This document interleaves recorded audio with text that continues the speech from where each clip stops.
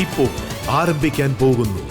രാജ്യത്തെ ഏറ്റവും വലിയ വിചാരണ കോടതിയായ ആപ്കി അദാലത്തിൽ രജത് ശർമ്മയോടൊപ്പം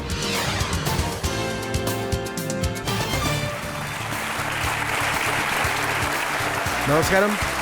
താങ്ക് യു. ആപ്കി അദാലത്തിലേക്ക് നിങ്ങളെ സ്വാഗതം ചെയ്യുകയാണ്. ഇന്നത്തെ നമ്മുടെ അതിഥി മധ്യപ്രദേശിലുള്ള വളരെ സീനിയറായിട്ടുള്ള ഒരു നേതാവാണ്. ഒരു സാധാരണ പ്രവർത്തകനായി തൻ്റെ രാഷ്ട്രീയ ജീവിതം തുടങ്ങി അതോടൊപ്പം മധ്യപ്രദേശിലെ രാഷ്ട്രീയത്തിൽ ഉന്നതിയിൽ എത്തിയ വ്യക്തി. ഇപ്പോഴൊക്കെ ഇദ്ദേഹത്തിൻ്റെ റീൽസ് വളരെ ഫേമസ് ആണ്. ഇദ്ദേഹത്തിൻ്റെ വാക്കുകൾ ചില സമയത്ത് ചർച്ച ഉണ്ടാക്കും. പ്ലീസ് വെൽക്കം മധ്യപ്രദേശ് മുഖ്യമന്ത്രിയായ മോഹൻ യാദവ്.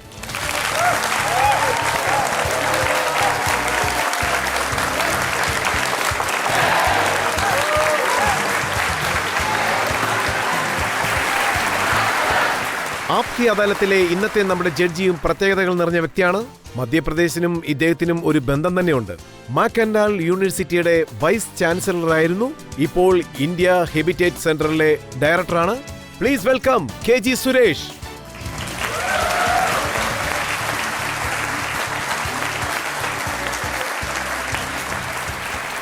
ഇന്നത്തെ വിചാരണ തുടങ്ങാവുന്നതാണ്. ആപ്കി അദാലത്തിലെ ഇന്നത്തെ വിചാരണ നമുക്ക് ആരംഭിക്കാം. ആപ്കി അദാലത്തിലെ ആദ്യത്തെ കുറ്റാരോപണം. ആപ്കി അദാലത്തിൽ മധ്യപ്രദേശ് മുഖ്യമന്ത്രി മോഹൻ യാദവിന്റെ മേലുള്ള കുറ്റാരോപണം ഇദ്ദേഹം തന്റെ ഇഷ്ടപ്രകാരം എല്ലാം ചെയ്യുന്ന വ്യക്തിയാണ് എന്നുള്ളതാണ്. മോഹൻ സാർ, താങ്കളുടെ ജീവിതവുമായിട്ട് ബന്ധപ്പെട്ട പല കാര്യങ്ങളും ഇന്ന് ജനങ്ങളോട് ഞാൻ പറയാൻ പോവുകയാണ്. താങ്കളുടെ സുഹൃത്തുക്കൾ പല കാര്യങ്ങളും എന്നോട് പറഞ്ഞിട്ടുണ്ട്. മധ്യപ്രദേശിൽ പറയാറില്ലേ പട്ടത്തിന്റെ നൂലഴിച്ചു വിടാറുണ്ടെന്ന്, അതുപോലെ താങ്കൾക്ക് പ്രശ്നമൊന്നുമില്ലല്ലോ? ഇല്ല, എനിക്കൊരു പ്രശ്നവുമില്ല. പക്ഷെ ഞാനും ശ്രദ്ധിക്കുന്നുണ്ട്. നിങ്ങൾ നടത്തുന്ന ഈ റിസർച്ച് എല്ലാം അത്ഭുതകരമായിരിക്കുന്നു. നിങ്ങൾക്ക് എൻ്റെ ആശംസകൾ. അതായത് 1982 താങ്കൾക്ക് മെഡിക്കൽ കോളേജിൽ അഡ്മിഷൻ ലഭിച്ചതായിട്ട് താങ്കളുടെ സുഹൃത്തുക്കൾ പറഞ്ഞിരുന്നു. MBBS പഠിക്കണം, താങ്കൾ ഒരു ഡോക്ടർ ആകണം എന്നുള്ളതായിരുന്നു കുടുംബത്തിലുള്ളവരുടെ ആഗ്രഹം. പക്ഷേ താങ്കൾ BSc പഠിച്ച് അതിനുശേഷം ഇലക്ഷനിൽ മത്സരിക്കാൻ വന്നു. അതായത് ഞാൻ ഫസ്റ്റ് ഇയർ BSc പഠിക്കുമ്പോൾ ഞാൻ ജോയിന്റ് സെക്രട്ടറി ആയി മത്സരിച്ചു. ആ സമയത്ത് PMT സെലക്ഷൻ നടക്കും. PMT ഞാൻ ക്ലിയർ ചെയ്തതും എനിക്ക് മെഡിക്കൽ കോളേജിൽ സീറ്റ് ലഭിച്ചു. 10 വർഷം ഞാൻ സയൻസ് കോളേജിൽ വിജയിച്ചിട്ടേ ഇല്ല. പല പരീക്ഷകളുണ്ടായിരുന്നു. അപ്പോൾ എൻ്റെ ഫ്രണ്ട്സ് എല്ലാം എന്നോട് പറഞ്ഞു, നീ എന്തിനാ MBBS പഠിക്കുന്നത്, BSc കഴിഞ്ഞിട്ട് ഇലക്ഷനിൽ മത്സരിക്കുന്നു പറഞ്ഞു. ശരി, ഞാൻ പാർട്ടിക്ക് വേണ്ടി മത്സരിക്കാമെന്ന് വിചാരിച്ച് BSc കഴിഞ്ഞുകൊണ്ട് MBBS വിട്ടു. സെക്കൻഡ് ഇയറിൽ തന്നെ പ്രസിഡന്റായി. ദൈവാനുഗ്രഹം കൊണ്ട് BSc കഴിഞ്ഞിട്ട് ബാക്കിയുള്ള പഠിത്തങ്ങളൊക്കെ പഠിച്ചു. പക്ഷേ എൻ്റെ ആശയങ്ങളൊക്കെ എന്തായിരുന്നു എന്ന് വെച്ചാൽ, നമ്മുടെ ജീവിതത്തിൽ ഈ ബിരുദത്തിനും പദവിക്കൊക്കെ ഒരു തനി ബഹുമാനമുണ്ട്. നമുക്ക് ഇഷ്ടപ്പെട്ട കാര്യങ്ങൾ ചെയ്യണമെന്ന് തോന്നി. ഇഷ്ടപ്പെട്ട രീതിയിൽ കാര്യങ്ങൾ ചെയ്യാൻ ആഗ്രഹിച്ചു. ഇല്ല, ഞാൻ ചെയ്യണമെന്ന് ആഗ്രഹിച്ചില്ല. പക്ഷെ ചെയ്യാൻ ആഗ്രഹിക്കുന്ന കാര്യങ്ങൾ നന്നായി ചെയ്യണമെന്ന് ഞാൻ വിചാരിച്ചു. മറ്റൊരു കാര്യം കൂടി മനസ്സിലാക്കി. 1986 താങ്കൾക്ക് ഡെപ്യൂട്ടി കളക്ടർ ആകാനുള്ള സന്ദർഭം ലഭിച്ചിരുന്നു. അതെ, അത് ശരിയാണ്. MPPSC മുഖാന്തരം എന്നോട് പറഞ്ഞു, നിങ്ങൾ BSL ഫിനിഷ് ചെയ്തതുകൊണ്ട് ഡെപ്യൂട്ടി കളക്ടർ ആകാമെന്ന് പറഞ്ഞു. അപ്പൊ ഞാൻ പറഞ്ഞു, ഡെപ്യൂട്ടി കളക്ടർ ആകാം, അതായത് നമ്മുടെ സർവീസിൽ നമ്മുടെ ജീവിതം തനിച്ചുള്ളതാവാം. പക്ഷേ ഇങ്ങനെ പല പേരുണ്ട്, അതുകൊണ്ട് ദയവേത് തെറ്റിദ്ധരിക്കല്ലേ. കഴിഞ്ഞ കാലങ്ങളിൽ ഇങ്ങനെയുള്ള ഒരുപാട് ഉദാഹരണങ്ങളുണ്ട്. ഇപ്പോഴും ഞാൻ മുഖ്യമന്ത്രിയായി, വിദ്യാഭ്യാസ മന്ത്രിയായി യുവാക്കളെ വിളിച്ച് ഇനി എന്ത് ചെയ്യാൻ പോകുന്നു എന്ന് ചോദിക്കുമ്പോൾ, ഒരാൾ കളക്ടർ ആകണമെന്ന് പറയും, ഒരാൾ ഡോക്ടർ ആകണമെന്ന് പറയും, ഒരാൾ എഞ്ചിനീയർ ആണെന്ന് പറയും. പക്ഷെ ആരും രാഷ്ട്രീയക്കാരനാകണമെന്ന് പറയാറില്ല. എന്തുകൊണ്ട് രാഷ്ട്രീയക്കാരനായി കൂടെ അതിൽ വിജയിക്കും? ഞാൻ അങ്ങനെയാ പറയാം. അതുപോലെ തന്നെ താങ്കൾക്ക് അഭിനയിക്കാനുള്ള സന്ദർഭവും ലഭിച്ചതായിട്ടാണ് കേട്ടത്. താങ്കൾ നാടകത്തിലൊക്കെ ധാരാളം അഭിനയിച്ചതായിട്ടും കേട്ടു. അത് സത്യമാണ്. ഞാൻ സ്കൂൾ കാലം തൊട്ട് തുടങ്ങിയതാണ്. പിന്നെ ഞാൻ ടൂറിസം ചെയർമാൻ ആയിരിക്കുമ്പോൾ, വിദ്യാഭ്യാസ മിനിസ്റ്റർ ആയിരിക്കുമ്പോൾ ഇങ്ങനെയുള്ള ചരിത്രപ്രധാനമായ കാര്യങ്ങൾ നാടകമായി സ്റ്റേജിൽ പെർഫോം ചെയ്തിട്ടുണ്ട്. അതിൽ കഴിഞ്ഞ കാലങ്ങളിലെ പ്രശസ്തമായ ഭാഗങ്ങൾ ഇന്നത്തെ യുവാക്കൾക്ക് ഞാൻ കാണിച്ചു കൊടുക്കണമെന്ന് വിചാരിച്ചു. അതായത് സാമ്രാട്ട് വിക്രമാദിത്യനെ കുറിച്ച് ഒരു വലിയ നാടകം, അതായത് ജാന്ത രാജ എന്നുള്ള പേരിൽ കുറച്ചു ദിവസങ്ങൾക്ക് മുമ്പ് ഡൽഹിയിലും അത് നടത്തി. അതിൽ നോക്കുകയാണെങ്കിൽ വിക്രമാദിത്യയുടെ ചരിത്രത്തിൽ ഒരുപാട് കാര്യങ്ങളുണ്ടായിരുന്നു. അതിൽ 100-200 കലാകാരന്മാർക്കൊപ്പം ജോലി ചെയ്യാൻ ഒരു വലിയ സ്റ്റേജ് ഉണ്ടാക്കും. അപ്പോൾ എന്റെ മനസ്സിൽ തോന്നിയത് എന്താണെന്ന് വെച്ചാൽ, അതിൽ ചെറിയ ജോലി ചെയ്യുന്നവരായാലും എത്ര വലിയ ആളാണെങ്കിലും ശരി അവരോടൊപ്പം ഒന്നിച്ച് ജോലി ചെയ്യണം. അഭിനയത്തിലൂടെ നമ്മുടെ കഴിവും പുറത്തേക്ക് വരും, എല്ലാവരുടെയും വിശ്വാസവും ലഭിക്കും, നമ്മുടെ ടീം സ്ട്രോങ് ആകും. അഭിനയം എന്ന് പറയുന്നത് ദൈവാനുഗ്രഹമാണ്. അത് പുറത്തു കൊണ്ടുവരുന്നതിൽ എന്താണ് തടസ്സം? നമുക്ക് ഇനിയും നന്നായി ചെയ്യാം. അതായത് മധ്യപ്രദേശിൽ നിന്നും വലിയ വലിയ ആർട്ടിസ്റ്റുകൾ വന്നിട്ടുണ്ട്. കിഷോർ കുമാർ, ലതാ മങ്കേഷ്കർ, സൽമാൻ ഖാൻ, അവരൊക്കെ ഇൻഡോറിലുള്ളതാണ്. അതുപോലെ ഞാനും മുംബൈയിലേക്ക് പോയി ഹീറോ ആണെന്ന് താങ്കൾ ആഗ്രഹിച്ചില്ലേ? ഞാൻ ഉജ്ജയിനിൽ ഉണ്ടായിരുന്നപ്പോൾ നോക്കുകയാണെങ്കിൽ ആ സമയത്ത് കലയ്ക്ക് ഒരു പ്രാധാന്യമുണ്ടായിരുന്നു. അത് പ്രകാരം നോക്കുകയാണെങ്കിൽ ഞാൻ ആദ്യമേ പറഞ്ഞതുപോലെ നമ്മുടെ ഉജ്ജയിനിൽ ഒരു മറുജന്മം നൽകണമെന്ന് ഞാൻ വിചാരിച്ചു. അത് നമ്മുടെ കലാ സംസ്കാരമാണ്. അതിന്റെ തുടർച്ചയായി എന്റെ കഴിവ് ഞാൻ നാടകത്തിലൂടെ തെളിയിച്ചു. പക്ഷെ താങ്കളുടെ അച്ഛൻ താങ്കളെ ഒരു ബയൽവാനാക്കാനാണ് ആഗ്രഹിച്ചത്. അത് സത്യമാണ്. ഞങ്ങളുടെ കുടുംബം യാദവ് കുടുംബമായതുകൊണ്ട് ആഹാരത്തിനും വെള്ളത്തിനും ദൈവം ഞങ്ങൾക്ക് ഒരു മുട്ടും ഉണ്ടാക്കിയിട്ടില്ല. പാലും തൈരും എപ്പോഴും കാണും. അതുകൊണ്ട് തുടക്കം തൊട്ടേ അച്ഛൻ എന്നോട് 2 കാര്യങ്ങൾ പറയും. ശരീരം നന്നായി സൂക്ഷിക്കണം, പിന്നെ ഭാവിയിൽ നമ്മുടെ ശരീരത്തിൽ വേണ്ടാത്ത രോഗങ്ങളൊന്നും വന്നു ചേരില്ല. അതുകൊണ്ട് ശരീരം നല്ല ആരോഗ്യത്തോടെ സൂക്ഷിക്കാൻ പറയും. അതുപോലെ തന്നെ സെൽഫ് കോൺഫിഡൻസും പ്രധാനപ്പെട്ടതാണെന്ന് പറയും. മധ്യപ്രദേശിൽ ഇൻഡോറിൽ ഉജ്ജയിനിയിൽ ജനങ്ങൾ താങ്കളുടെ വാൾപയറ്റൊക്കെ കണ്ടു. അതുപോലെ കമ്പ് ചുറ്റുന്നതൊക്കെ കണ്ട് ശരിക്കും അവർ വിസ്മയിച്ചിട്ടാണ് കേട്ടത്. വിസ്മയിക്കോ ഇല്ലെന്ന് എനിക്കറിയില്ല, പക്ഷേ ഞാൻ നന്നായി ചെയ്യും. കാരണം അത് എൻ്റെ നഗരമാണ്. ഈ വാള് വീശുന്നതൊക്കെ ഞാൻ നന്നായി ചെയ്യും. എനിക്കത് ഇഷ്ടമാണ്. അതുകൊണ്ട് അത് ഞാൻ നന്നായി ചെയ്യും. നമ്മളങ്ങനെ ചെയ്യുന്നത് കൊണ്ട് നമ്മുടെ ശരീരത്തിലെ അവയവങ്ങളെല്ലാം ആക്ടിവേറ്റ് ആകും. നമുക്ക് ദൈവാനുഗ്രഹം കൊണ്ട് ശരീരത്തിൽ എല്ലാം തന്നെ ഉണ്ട്. അത് നമുക്ക് ദൈവം നൽകിയിരിക്കുകയാണ്. അത് നമ്മൾ പ്രയോജനപ്പെടുത്തണം. സെൽഫ് ഡിഫൻസ് ആയാലും ശരി, സെൽഫ് കോൺഫിഡൻസ് ആയാലും ശരി, നമ്മുടെ 64 കലകളും 16 വിദ്യകളും നമ്മൾ പ്രയോഗിക്കണം. പല കലകളും കൈവശമുണ്ട്. താങ്കളുടെ സുഹൃത്തുക്കൾ പറഞ്ഞു താങ്കൾ ക്ഷിപ്രാർ നീന്തി കടന്നാണ് വരുന്നതെന്ന്. ആ ദൈവത്തിന്റെ അനുഗ്രഹമുള്ളതിനെ കൊണ്ട് നീന്തലല്ലേ എനിക്ക് സന്തോഷം നൽകുന്നത്. വെള്ളപ്പൊക്ക സമയത്ത് നദിയിൽ ചാടി നീന്തി അക്കരെ ചെന്നാൽ നമുക്കും ഒരു കോൺഫിഡൻസ് ലഭിക്കും. വെള്ളത്തിൽ ആരെങ്കിലും വീണുപോയാൽ അവരെ രക്ഷിക്കാനും ഒരു അവസരം ലഭിക്കുമല്ലോ. ഇതെല്ലാം നമ്മൾ ചെയ്യണം. അതാണ് നമുക്ക് നല്ലത്. താങ്കളുടെ ബാല്യകാല സുഹൃത്ത് ഒരാൾ പറഞ്ഞു താങ്കൾ സിനിമ കാണാൻ പോകുന്ന സമയത്ത് ക്യൂവിൽ നിന്ന് ടിക്കറ്റ് എടുക്കുന്നത് തീരെ ഇഷ്ടമില്ലാത്ത ഒരു വ്യക്തിയാണെന്ന്. ദബാങ് സ്റ്റൈലിൽ നേരെ മാനേജറുടെ അടുത്ത് പോയി ഭീഷണിപ്പെടുത്തി വാങ്ങുമെന്ന്. ഇല്ലല്ല, അങ്ങനെയൊന്നുമില്ല.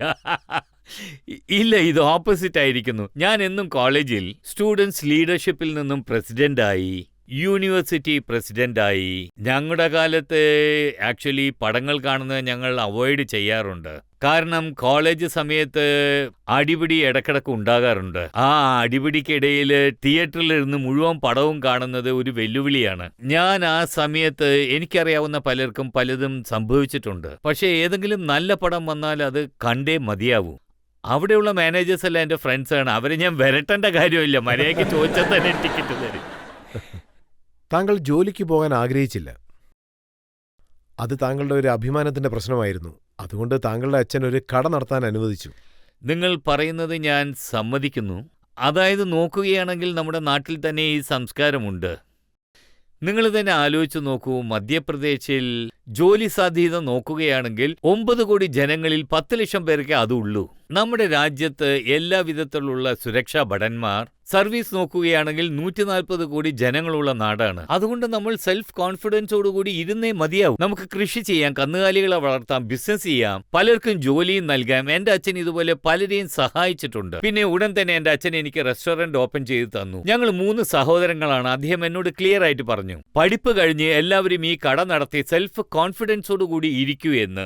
ഞാൻ ആ സന്തോഷം കൊണ്ട് രാവിലെ മുതൽ കടയിൽ തന്നെ ചെയ്യാനൊക്കെ ആരാണ് പഠിപ്പിച്ചത്?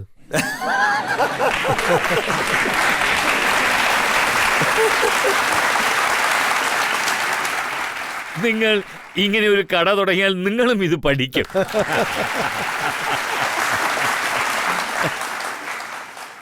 നമ്മൾ ഒരു റെസ്റ്റോറൻറ്റ് നടത്തുകയാണെങ്കിൽ നമുക്കറിയാം രാവിലെ തൊട്ട് തന്നെ നമ്മളത് നടത്തണം. ചില സമയത്ത് പാചകക്കാരൻ വന്നില്ലെങ്കിൽ നമുക്ക് അറിയുന്നത് പോയി ചെയ്യണം, അല്ലെങ്കിൽ കട മൂടേണ്ടി വരും. ഇങ്ങനെ മെല്ലെ മെല്ലെ നമുക്കും പല അനുഭവങ്ങൾ ലഭിക്കും. അപ്പോൾ ആ സമയത്ത് ഞാൻ ആദ്യത്തെ വർഷം റെസ്റ്റോറന്റ് നടത്തുമ്പോൾ എനിക്ക് നന്നായിട്ട് അറിയാം, ഒരു ഭാഗത്ത് ഞാൻ ഇലക്ഷനിൽ മത്സരിക്കുകയാണ്. നിനക്കെന്തെങ്കിലും പ്രയാസമുണ്ടോ എന്ന് അച്ഛൻ ചോദിച്ചു. കാരണം രാവിലെ മുതൽ വൈകുന്നേരം വരെ കടയിൽ ഉണ്ടാവണം, കോളേജിലേക്ക് പോകണം, പിന്നെ മത്സരിക്കാനൊക്കെ സമയം എവിടുന്ന്. അപ്പോൾ അച്ഛൻ പറഞ്ഞു, നീ തീർച്ചയായും പഠിച്ചേ മതിയാവൂ. ഒരു ഭാഗത്ത് കട നടത്തുന്നു, പക്ഷെ അത് ഞാൻ ആകെ മാറ്റി. നീ ഒരു ഹോട്ടൽ തുറക്ക്. ഹോട്ടലിന്റെ അഡ്വാൻറ്റേജ് എന്താണെന്ന് വെച്ചാൽ 11 മണി മുതൽ 3 മണി വരെ ഉണ്ടാവും, പിന്നെ 7 മണി മുതൽ 10 മണി വരെ. പക്ഷെ കട തീർച്ചയായും ഉണ്ടാവണം എന്ന് പറഞ്ഞു. അപ്പോൾ ഞാൻ BSc കഴിഞ്ഞിട്ട് എനിക്ക് വീണ്ടും കുറച്ച് സമയം വേണ്ടി വന്നു. വിദ്യാർത്ഥി പരിഷത്തിൽ ഓൾ ഇന്ത്യ സ്റ്റേറ്റ് ലെവലിൽ ഞാൻ ജോലി ചെയ്തുകൊണ്ടിരുന്നു. അച്ഛൻ പറഞ്ഞു, നീ എന്ത് ജോലി വേണമെങ്കിലും ചെയ്തു, പക്ഷേ ബിസിനസ് വിടല്ലേ. അച്ഛൻ എന്നോട് പറഞ്ഞത് എനിക്ക് ഇപ്പോഴും പ്രയോജനപ്പെടുന്നു. ഞാൻ ഇതുവരെ എവിടെയെല്ലാം ഉണ്ടായിരുന്നു, എഡ്യൂക്കേഷൻ മിനിസ്റ്റർ ആയിരുന്നു, MLA ആയിരുന്നു, ടൂറിസം ചെയർമാൻ ആയിരുന്നു, UDA ചെയർമാൻ ആയിരുന്നു. എങ്കിലും എന്റെ ബിസിനസ് കുടുംബത്തോടെ സത്യസന്ധമായി ഇൻഡിവിജ്വലായി എന്റെ ബിസിനസ് ഇപ്പോഴും ഞാൻ ചെയ്യുന്നു. താങ്കളുടെ ആ യൂത്ത് കരിയർ കാണുമ്പോൾ താങ്കൾ എന്ത് ചെയ്താലും ശരി അവസാനം തിരിച്ചു വരുന്നത് രാഷ്ട്രീയത്തിലേക്കായിരിക്കും. അങ്ങനെ ഒരു ഫീൽ താങ്കളുടെ ഉള്ളിൽ ഉണ്ടായിരുന്നു. താങ്കൾ രാഷ്ട്രീയത്തെക്കുറിച്ച് താങ്കളുടെ ചേച്ചി എടുത്ത് പഠിച്ചെന്നുള്ള കാര്യം സത്യമാണോ? അതെ, സത്യം തന്നെയാണ്. ആദ്യമായി എൻ്റെ വീട്ടിൽ എൻ്റെ ചേച്ചിയാണ് രാഷ്ട്രീയത്തിൽ ഉണ്ടായിരുന്നത്. അവര് നഗരസഭാ ഇലക്ഷനിൽ 6 പ്രാവശ്യം മത്സരിച്ചിട്ടുണ്ട്. അവർക്ക് ശേഷമാണ് ഞാൻ മത്സരിച്ചത്, പബ്ലിക്കായിട്ട് മത്സരിക്കുന്ന കാര്യത്തിൽ. പക്ഷെ ചേച്ചിയുടെ സ്പെഷ്യാലിറ്റി എന്താണെന്ന് വെച്ചാൽ, അവർ ഏത് വാർഡിൽ മത്സരിച്ചാലും ഏത് പദവിക്ക് മത്സരിച്ചാലും അവർ വിജയിച്ചേ മടങ്ങും. അവരുടെ സ്വഭാവം എനിക്ക് ഇഷ്ടമായിരുന്നു. എനിക്കും അങ്ങനെ ആവണമെന്ന് ഞാൻ കരുതി. നമ്മൾ എവിടെ പോയാലും വിജയിച്ചേ വരാവൂ. താങ്കൾക്ക് രാഷ്ട്രീയത്തിൽ താല്പര്യമുള്ളതുകൊണ്ട് ഒരു രാഷ്ട്രീയ കുടുംബത്തിൽ നിന്ന് വിവാഹവും കഴിച്ചു. സത്യം തന്നെ, അത് രാഷ്ട്രീയ സ്വയം സേവക് കുടുംബത്തിലുള്ളവരായിരുന്നു. ഞങ്ങളുടെ പ്രചാരകരായ ബാബാ സാഹിബ് നാട്ടു, സാലിഗ്രാംജി ദോബർ, ഇവരെല്ലാം ഞങ്ങളുടെ വിജയ പരിഷത്ത് വളരെ ശ്രദ്ധയോടെ കൊണ്ടു നടത്തി. ഞാൻ രാവിലെ വീട്ടിൽ നിന്നും ഇറങ്ങിയാൽ ഏത് സമയവും പാർട്ടിയുടെ പ്രവർത്തനത്തിലായിരിക്കും. ഞങ്ങളുടെ പ്രചാരകരുടെ ജോലി എന്താണെന്ന് വെച്ചാൽ, നമ്മൾ വീട്ടിൽ നിന്നും പുറത്തേക്ക് വന്നാൽ നമ്മൾ എന്തിനു വേണ്ടിയാണോ സമയം ചെലവഴിക്കുന്നത് എന്നത് ആ കാര്യം ആദ്യം കുടുംബത്തിന് അറിയണം, അല്ലെങ്കിൽ എപ്പോഴും വഴക്കായിരിക്കും. എനിക്ക് വലിയ അഭിമാനമുണ്ട്, കാരണം ഇതുവരെ എന്റെ കുടുംബത്തിൽ വഴക്കൊന്നും ഉണ്ടായിട്ടില്ല. പക്ഷേ ഇപ്പോ പ്രശ്നങ്ങളൊന്നും ഇല്ലാത്ത രീതിയിൽ എല്ലാ മാർഗങ്ങളും അടച്ചു കഴിഞ്ഞു. മുഖ്യമന്ത്രിയുടെ വീട്ടിൽ താങ്കൾ ഒറ്റയ്ക്കാണ് താമസിക്കുന്നത്, ഭാര്യയും മക്കളും ആരും തന്നെയില്ല. ഞാൻ ഏകദേശം 8 വർഷം ഉജ്ജയിനിലെ ഡെവലപ്മെന്റ് മിനിസ്റ്റർ ആയിരുന്നു. 4 വർഷം ഉജ്ജയിൻ ടൂറിസം ഡെവലപ്മെന്റ് മിനിസ്റ്റർ ആയിരുന്നു. പിന്നെ 2013 MLA ആയി. 2020 മുതൽ 24 വരെ എഡ്യൂക്കേഷൻ മിനിസ്റ്റർ ആയിരുന്നു. 23 വരെ. എന്റെ കുടുംബത്തിന്റെ സപ്പോർട്ട് എപ്പോഴും എനിക്ക് ഉണ്ടായിരുന്നു. ഞാൻ രാഷ്ട്രീയ പദവിയിലാണെങ്കിലും എന്റെ കുടുംബം ഒരിക്കലും രാഷ്ട്രീയ ബംഗ്ലാവിൽ താമസിക്കില്ല. അതിനെനിക്ക് മുഴുവൻ സ്വാതന്ത്ര്യം നൽകിയിരുന്നു. ഇത് ബഹുമാനപ്പെട്ട മോഡിജിയുടെ ആദർശമാണ്. അദ്ദേഹത്തിന്റെ ബന്ധുക്കളൊന്നും എപ്പോഴും വരാറില്ല. CM ആയിരിക്കുമ്പോഴും ശരി, ഇപ്പോഴും ശരി. അങ്ങനെ എത്രയോ ബഹുമാനപ്പെട്ട മുഖ്യമന്ത്രിമാരും മുതിർന്ന നേതാക്കന്മാരും അവരുടെ അനുഗ്രഹം എപ്പോഴും കൂടെ ഉണ്ട്. നമുക്കൊരു പദവി ലഭിച്ചാൽ അത് ആത്മാർത്ഥമായി ചെയ്യാനുള്ള സമയം നമുക്ക് വേണം. എന്റെ കുടുംബത്തിൽ നിന്നും എനിക്ക് അങ്ങനെയുള്ള ഒരു ആദരവ് കിട്ടിയിട്ടുണ്ട്. അതുകൊണ്ടാണ് ഞാൻ ഇങ്ങനെ. കുടുംബത്തിൽ നിന്ന് അകന്ന് താമസിക്കുന്നത് ബുദ്ധിമുട്ടുള്ളൊരു കാര്യം. നിങ്ങൾക്ക് വേണമെങ്കിൽ അവരോട് തന്നെ ചോദിക്കാം, എനിക്ക് യാതൊരു കുഴപ്പമില്ല. ഞാൻ താങ്കളുടെ ഡിഗ്രീസ് ഒക്കെ കണ്ടിരുന്നു. Law certificate, BA certificate, doctorate certificate. അതായത് ജനങ്ങൾ എന്താണ് ചോദിക്കുന്നതെന്ന് വെച്ചാൽ, താങ്കൾ രാഷ്ട്രീയത്തിലേക്ക് വരണമെങ്കിൽ, ഒരു നേതാവാകണമെങ്കിലോ മുഖ്യമന്ത്രി ആകണമെങ്കിലോ എന്തിനാണ് കഷ്ടപ്പെട്ട് ഇത്രയും പഠിച്ചതെന്നാണ്. അപ്പൊ പഠിച്ചവര് രാഷ്ട്രീയത്തിലേക്ക് വന്നൂടെ? ഇതിനെന്റെ ഉത്തരം എന്താണെന്ന് വെച്ചാൽ, ചെറുപ്പം തൊട്ടേ ഞാൻ ഫോളോ ചെയ്തിരുന്നത്, പഠിക്കുമ്പോൾ തന്നെ നമ്മൾ ഏത് ലൈനിൽ പോകുമെന്ന് വിചാരിച്ചാൽ, ഞാൻ ജോലിക്ക് പോകാൻ വേണ്ടിയല്ല പഠിച്ചത്. ഞാൻ ഉജ്ജയിൻ ഡെവലപ്മെന്റ് സ്ഥാപനത്തിന്റെ തലപ്പത്തിരിക്കുമ്പോൾ ഞാൻ MA പൊളിറ്റിക്കൽ സയൻസ് കഴിഞ്ഞിരുന്നു. അതിനുശേഷം PhD എടുത്തു. അതായത് ഈ എഡ്യൂക്കേഷൻ എന്ന് പറയുന്നത് മനസ്സിന്റെ നിയന്ത്രണത്തിനും നമ്മുടെ മാനസികാവസ്ഥയ്ക്കും ഒരു സംതൃപ്തിയും ഒരു സന്തോഷവും നമുക്ക് നൽകുന്നു. പഠിക്കുന്നതിലൂടെ ഒരു വ്യക്തിക്ക് സ്വയം പല കാര്യങ്ങളിലും പരീക്ഷണങ്ങൾ നടത്താൻ കഴിയും. ഞാൻ സത്യത്തിൽ സന്തോഷവാനാണ്. പഠിക്കാൻ വേണ്ടി ഇപ്പോൾ എനിക്ക് അവസരം ലഭിച്ചാലും എനിക്ക് പഠിപ്പിൽ നിന്നും ലഭിക്കുന്ന സന്തോഷം വേറെ ഒന്നിൽ നിന്നും ലഭിക്കില്ല. അതുപോലെ തന്നെ താങ്കൾ എഴുതാറുമുണ്ട്. അതെ, എഴുതും. ഞാൻ ചില പുസ്തകങ്ങൾ എഴുതിയിട്ടുണ്ട്. അതായത് ഉജ്ജയിന്റെ ആത്മീയ ടൂറിസം. അത് നോക്കുകയാണെങ്കിൽ പേര് ക്രോധ്. പുസ്തകത്തിന്റെ പേര് ക്രോധ് എന്നല്ല, പക്ഷേ ആത്മബോധം അതിൽ തീർച്ചയായിട്ടും ഉണ്ട്. ഞാൻ പുസ്തകങ്ങളിൽ ചരിത്രം എഴുതും. അതെനിക്ക് വളരെ ഇഷ്ടമാണ്. അതുപോലെ തന്നെ താങ്കളെ കണ്ട് പേടിക്കുകയും ചെയ്യാറുണ്ട്. മല്ലയുദ്ധ സംഘത്തിന്റെ നേതാവായിരുന്നതുകൊണ്ട് താങ്കളോടൊപ്പം എപ്പോഴും മല്ലയുദ്ധക്കാരും ഉണ്ടാവും അല്ലേ? ഇതിനെക്കുറിച്ച് ഞാൻ എന്താ പറയാ. പക്ഷെ ഒരു കാര്യം സത്യമാണ്, സ്വാമി വിവേകാനന്ദൻ പറഞ്ഞ പോലെ ആരോഗ്യമുള്ള ശരീരത്തിലെ ആരോഗ്യമുള്ള ബുദ്ധി ഉണ്ടാകും. ഞാൻ അതിൽ പൂർണ്ണമായും താങ്കൾ വിശ്വസിക്കുന്നു. ചെയ്യാത്ത ഏതെങ്കിലും കാര്യമുണ്ടോ? എനിക്ക് എന്ത് ജോലിയാണെങ്കിലും അതിൽ ചെയ്യാൻ യാതൊരു മടിയുമില്ല. പക്ഷേ ബഹുമാനത്തോടുകൂടി ജനങ്ങളോട് സംസാരിക്കുന്നത് എനിക്ക് വളരെ ഇഷ്ടമുള്ള കാര്യമാണ്. ജീവിതത്തിന്റെ ഓരോ ഘട്ടത്തിലും നന്നായി ജീവിക്കണമെന്ന് വിശ്വസിക്കുന്നവനാണ് ഞാൻ. നമ്മുടെ ജീവിതത്തിൽ എത്ര ദൂരം ജനങ്ങൾ വരുമെന്ന് നമുക്കറിയില്ല. പക്ഷെ വരുന്നവരെ സന്തോഷമായിരിക്കണം. ആ ദൈവാനുഗ്രഹം കൊണ്ട് ഒരു സാധാരണക്കാരനായ മനുഷ്യന് എന്റെ കുടുംബത്തിൽ ഒരു മിനിസ്റ്റർ ഉണ്ടായിരുന്നില്ല, MLA ഉണ്ടായിരുന്നില്ല, MP ഉണ്ടായിരുന്നില്ല, മുഖ്യമന്ത്രി എന്നൊന്നും ആലോചിക്കാൻ പോലും പറ്റില്ല. പാർട്ടിയുടെ ഏറ്റവും അവസാന നിന്നും ഒരുത്തനെ സെലക്ട് ചെയ്ത് മുഖ്യമന്ത്രിയാക്കിയിരിക്കുന്നു. അതിന് നന്ദിയുണ്ട്. പബ്ലിക്കിൽ ആർക്കെങ്കിലും ചോദ്യം ചോദിക്കാനുണ്ടോ? സർ, എന്റെ ചോദ്യം എന്താണെന്നാൽ, നിങ്ങളുടെ പേര് ഡോക്ടർ മോഹൻ യാദവ്. സർ, ഞാൻ ചോദിക്കാൻ ഉദ്ദേശിക്കുന്നത്, നിങ്ങൾ ഏത് സബ്ജക്റ്റിലാണ് റിസർച്ച് ചെയ്തിരിക്കുന്നത്? ഞാൻ പൊളിറ്റിക്കൽ സയൻസിൽ BJP, പിന്നെ അതിനു മുൻപുണ്ടായിരുന്ന രാഷ്ട്രീയം, മധ്യപ്രദേശിന്റെ പരിസ്ഥിതിയെക്കുറിച്ച് ഗവേഷണം നടത്തി. Okay sir, thank you sir. പിന്നെ വേറൊരു കാര്യം കൂടെ പറയാനുണ്ട്. ഞാൻ ഈ സബ്ജക്റ്റ് എന്തിനു വേണ്ടിയാ എടുത്തതെന്ന് വെച്ചാൽ, പൊതുവെ ഒരു മിനിസ്റ്റർ PhD ചെയ്താൽ ആ തീസിസ് മറ്റാരെങ്കിലും എഴുതി കൊടുക്കുന്ന ഒരു കുറ്റാരോപണമുണ്ട്. അതുകൊണ്ട് എന്നെ ഉറക്കത്തിൽ നിന്ന് എഴുന്നേപ്പിച്ച് ചോദിച്ചാലും BJP പാർട്ടി എപ്പോ ഉണ്ടായി, അതിന്റെ ചരിത്രം മുഴുവൻ ഞാൻ കണ്ണടച്ച് പറയും. BJPയിലുള്ള മീഡിയ പ്രവർത്തകരുടെ പ്രവൃത്തിയെക്കുറിച്ചും താങ്കൾ തീസിസിൽ എഴുതിയിട്ടുണ്ടോ? അതെ, അതിനെക്കുറിച്ച് ഞാൻ എഴുതിയിട്ടുണ്ട്. മറക്കാൻ നോക്കുകയാണോ? ഇല്ല, ഞാൻ മീഡിയ എംപ്ലോയീസിനെ കുറിച്ച് എഴുതിയിട്ടുണ്ട്. അത് മുൻപുള്ള BJP സർക്കാരുകളുടെ ഒരു അവലോകനമാണ്. അത് വിശദമായി എഴുതിയിട്ടുണ്ട്. അതായത് നോക്കുകയാണെങ്കിൽ ദീനദയാൽ ഉപാധ്യായരിൽ നിന്ന് ഞങ്ങളുടെ പാർട്ടിയിലുള്ള സ്ഥാപകർ, അംഗങ്ങൾ, തലവൻ വരെ എല്ലാവരും പഠിപ്പിൽ ഇൻട്രസ്റ്റ് ഉള്ളവരാണ്. പരേതനായ വാജ്പേയിയുടെ കവിത ക്യാ ഹാർ മേ ക്യാ ജീത് മേ കിഞ്ചിത് നൈ ഭയഭീത് മേ ഇങ്ങനെ എഴുതാനും വായിക്കാനും അറിയാവുന്നവർ പാർട്ടിയിലുള്ളത് നല്ലതാണ്. അതുകൊണ്ടാണ് രാഹുൽ ഗാന്ധി ചോദ്യം ചോദിക്കുന്നത്, എല്ലാ മീഡിയക്കാരെയും നിങ്ങൾ വിലയ്ക്ക് വാങ്ങിയിരിക്കുകയാണെന്ന്. ജാക്കി രഹി ഭാവന ജേസി പ്രഭു മുറിത് ദേഖി തിൻ തേസി. അവർക്ക് രാപ്പകലിനെ കുറിച്ചോ കളത്രത്തെ കുറിച്ചോ ഒന്നും അറിയില്ല. മോഷ്ടാക്കൾക്ക് ലോകം തന്നെ മോഷ്ടാക്കളെ കൊണ്ട് നിറഞ്ഞതാണെന്ന് തോന്നുന്നു. വേറെ ആർക്കെങ്കിലും എന്തെങ്കിലും ചോദിക്കാനുണ്ടോ? എന്റെ ചോദ്യം എന്താണെന്നാൽ, നിങ്ങൾ പറഞ്ഞ ഒരു കാര്യം വളരെ വൈറലായി. മല്യുദ്ധമില്ലാതെ യാദവ് എങ്ങനെയാണ്? ഇത് നിങ്ങൾ എന്തുദ്ദേശിച്ചാണ് പറഞ്ഞത്? നിങ്ങൾ കണ്ടത് സത്യമാണ്. ഒരു യോഗം നടക്കുകയായിരുന്നു. അതിൽ ഞാൻ സംസാരിച്ചുകൊണ്ടിരിക്കുകയായിരുന്നു. ഈ കാര്യം സത്യമാണ്. അതായത് യാദവ സമൂഹത്തിലെ നമ്മുടെ വ്യവസായ കുടുംബം മറ്റുള്ള സമുദായക്കാരും ആരോഗ്യമുള്ളവരായിരിക്കും. അതുകൊണ്ട് ഇങ്ങനെയുള്ള ചെറിയ ചെറിയ കാര്യങ്ങൾ നടന്നാലും സാരമില്ല, ഒരു കൈ നോക്കാമെന്ന് തീരുമാനിക്കും. താങ്കൾ പറഞ്ഞത് എങ്ങനെയാണെന്ന് വെച്ചാൽ, മല്ലയുദ്ധം ഇല്ലാത്ത യാദവ് എങ്ങനെയാണ്, കമ്പ് ചുറ്റാത്ത യാദവ് എങ്ങനെയാണെന്നാണ്. ഇത് താങ്കൾ അഖിലേഷ് യാദവിന്റെ സ്ഥലത്ത് പോയി പറഞ്ഞിരിക്കുകയാണ്.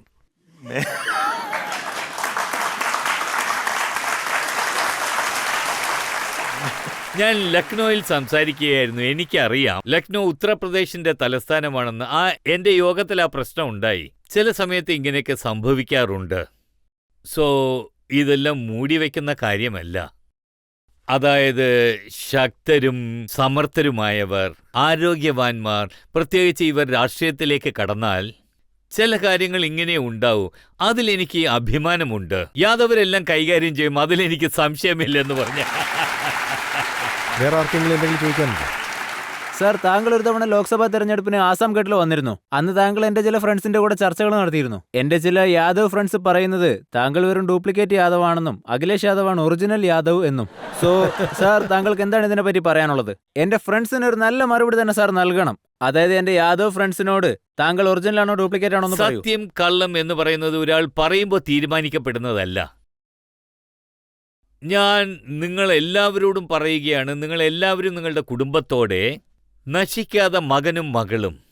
കാരണം നിങ്ങളുടെ അച്ഛന്റെ വംശം നിങ്ങളിലൂടെ പടർന്നു പോവുകയാണ്. ഇതിലെനിക്ക് അഭിമാനമാണുള്ളത്. അവരവരുടെ വഴിയിൽ നോക്കിയാൽ എല്ലാവരും സത്യസന്ധരാണ്.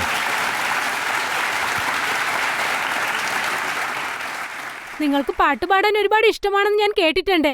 ഞങ്ങൾക്ക് വേണ്ടി ഇന്നൊരു പാട്ട് പാടി കാണിക്കൂ പ്ലീസ് സർ, പ്ലീസ് സർ.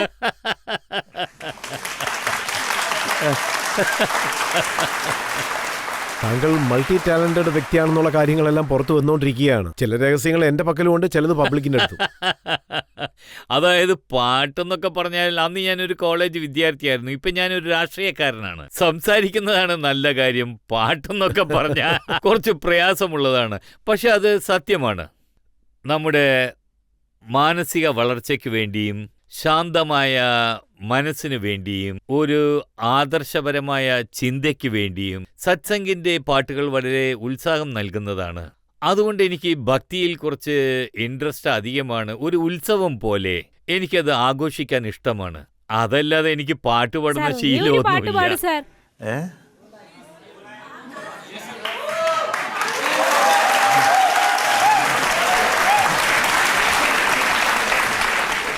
बड़ी देर भई नंद लाला, तेरी राह तके ब्रज बाला।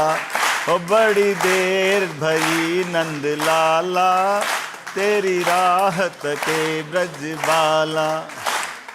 बाल बाल एक एक से पूछे, कहाँ है मुरली वाला रे।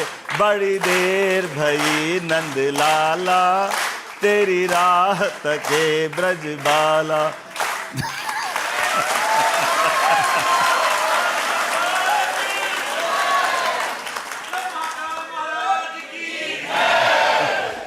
ഇതൊരു ഭക്തി നിറഞ്ഞ ഷോയാക്കി മാറ്റിയിരിക്കുകയാണ്. ഇപ്പൊ നമുക്കൊരു ബ്രേക്ക് എടുക്കാം. ബ്രേക്കിന് ശേഷം ആപ്കി അദാലത്തിൽ മോഹൻ യാദവിന്റെ മേലുള്ള അടുത്ത കുറ്റം എന്താണെന്ന് നോക്കാം. അദ്ദേഹം നമ്മുടെ സൈന്യം നടത്തിയ സർജിക്കൽ സ്ട്രൈക്ക്, പിന്നെ തെളിവുകളാണ് ചോദിക്കുന്നത്. രാഹുൽ ഗാന്ധി ഇങ്ങനെ ചോദിക്കുകയാണെങ്കിൽ അദ്ദേഹം നാണം കൊണ്ട് തല കുനിക്കണം എന്നേ ഞാൻ പറയൂ.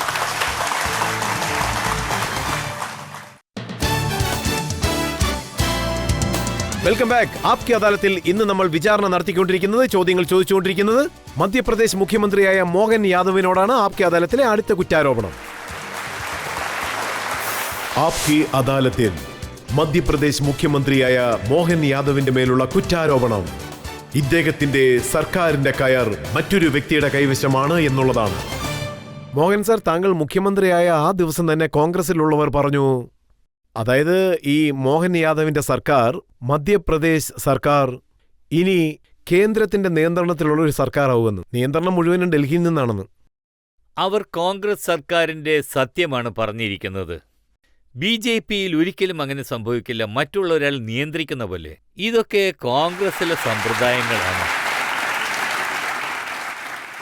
അതുപോലെ തന്നെ അഖിലേഷ് യാദവും പറഞ്ഞിരുന്നു, താങ്കളെ UPയിലും ബീഹാറിലും യാദവിന്റെ വോട്ടിനു വേണ്ടിയാണ് മുഖ്യമന്ത്രിയാക്കിയത്. കുറച്ചുനാൾ കഴിഞ്ഞ് അദ്ദേഹം പോകുമെന്നും പറയുന്നു.